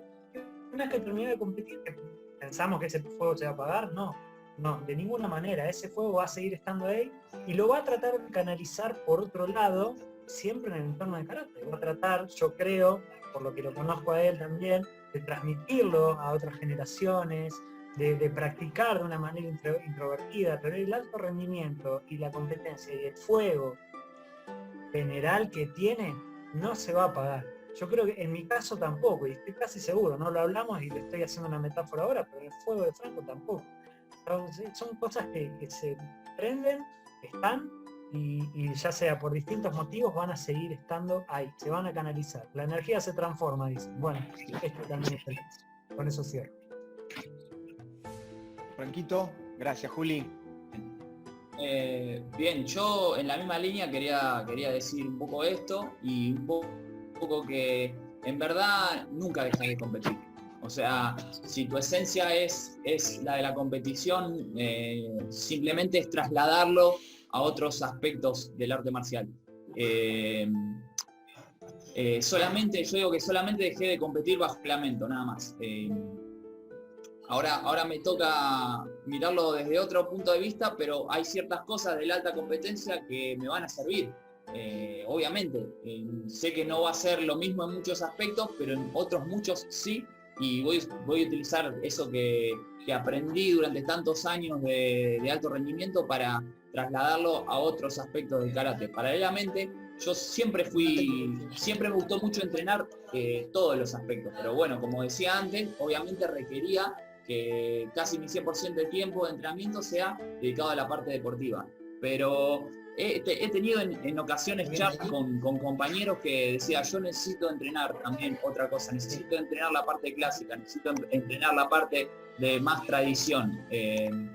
Por ejemplo, Mirá, te comparto acá, yo a estos compañeros que tenían estas charlas les decía, está bien, pero si yo no me empiezo a preparar desde ahora, hace años, en estos otros aspectos del karate, ¿cómo después cuando me toque enseñarlo lo voy a enseñar con calidad? No puedo empezar siendo un cinturón blanco en el karate para defensa personal, no puedo ser un cinturón blanco en el karate para salud una vez que termine mi carrera deportiva. No, paralelamente tengo que ir viendo, sintiendo y practicando en la medida de lo posible todos los otros aspectos. Gracias, Franco. Gracias por tu respuesta. Alain, el final de la etapa deportiva es vivida de muchas formas, dependiendo cómo esa persona atravesó ese recorrido. Pero como decía recién Julián, es una transformación. Y estábamos hablando de un árbol del karate, en el que no se termina con la etapa deportiva. Más allá de que muchos karatecas con la etapa deportiva sienten que se acabó todo, y que ya no hay más nada, y que no existe más nada hacia atrás. Más allá de eso, que existe también, y que esto tiene que ver con cada ser humano, el karate va tomando las formas de la existencia de cada ser humano, y se va adecuando, se va metiendo. La parte deportiva nos deja una enseñanza extremadamente positiva y extremadamente rica para después poder plasmarla en otras cosas. Porque como decía Panchito, la autosuperación, la voluntad, el estar dispuesto, el soñar, todo eso sigue prevaleciendo. Entonces me gustaría cerrar un poquitito con una frase, y para hacer también honor a Miguel Cravero, una frase de él, que cuando fui a mi primer clase de karate en la cortada Barón de Maguá, dijo: el karate se lleva toda la vida adentro del corazón. Y un poco ese es el espacio que ocupa el karate en el karateka. Todo lo que haga en el resto de su vida, todo lo que haga, va a estar teñido de karate. Hasta tomar un vaso de agua. No hay forma de que se vaya de uno. No sé si lo sienten igual, pero quería cerrar un poquito con esto, antes de pasarle ahora sí la palabra a Gabriel, que va a seguir, va a ser el cierre formal de nuestro encuentro y pasar las actividades que vendrán las semanas subsiguientes. Gracias a todos por participar. ¿Qué más decir después de estas palabras? Previo a cederle la palabra a Gerardo Sensei, mencionar solo la felicidad que sentimos quienes trabajamos semanalmente para hacer posible este espacio, en contar con cada uno de ustedes, con la posibilidad de escuchar sus aportes y de enriquecernos y de aprender de las experiencias. Hoy tuvimos la oportunidad de tener amigos y colegas de Argentina, de Brasil, de México, de Venezuela, de Uruguay, de Estados Unidos, de Israel y de Italia, cada uno de ellos aportando algo que verdaderamente nos enriquece a todos y que agradecemos profundamente desde el alma. Dicho esto, entonces cedemos la palabra al fundador de este espacio hace 28 eventos atrás, el maestro Gerardo Manuel Pimentel. Bueno, gracias Gabriel. Bueno, no tengo más que palabras de agradecimiento para ustedes jóvenes que nos enseñan desde la experiencia, desde su corta edad, aprendemos tanto que inclusive nos hacen pegar una vueltita por aquellos que intentamos hacer alguna experiencia en algún momento, en algún campeonato determinado. De todas maneras, le quería decir que la intencionalidad que tuvo este foro inicialmente es perseguir la unicidad de la práctica. Y cuando hablo de unicidad, yo hablo de esa tonta reyerta que existe entre karate tradicional y karate deportivo. Lo que han demostrado ustedes, muchachos, hoy es que el corazón de un guerrero no tiene deporte ni tiene marcialidad, sino que es ser humano. Y creo que lo más importante que tiene es lo que ustedes manejan. Es muy impresionable para nosotros el que defiendan los principios en los cuales cualquier ser humano apoya las manos en los hombros de sus padres. Los padres del karate en esto fueron, hoy lamentablemente está muy enfermo, Miguel Cravero, en mi caso personal, el de Tacho y el de muchos de ustedes. Pero bueno, sus palabras y su perseverancia, su presencia, su perpetuidad fue a través de Lucio cuando lo mencionó en sus palabras que karate se lleva en el corazón. Y creo que no hay otra más que identificación que es la que yo hago y repetir lo mismo. Yo creo que un guerrero no solamente existe en la parte, Matías, un guerrero no existe solamente en la parte del título, existe en la parte de la emoción con la cual ustedes manifestaron hoy sus experiencias. Desde ya agradecidos, y van a estar extremadamente agradecidos los okinawenses de escuchar las experiencias. Gracias, estamos eternamente, nuevamente convencidos de que el karate deportivo es una faceta preciosa, hermosa, apasionante, y hasta diría, en algún momento, docente para cualquier ser humano que los escuche. Muchas gracias de parte de cada uno de los que formamos este humilde lugar y que, bueno, nos halagan con vuestra presencia. Gracias, chicos. Gracias. Un aplauso entonces para Lucio, Gracias, para Sensei. Juli y para Gracias. Fran No, gracias por la a ustedes. maravillosa charla de hoy. Gracias, muchachos. Gracias. Matías,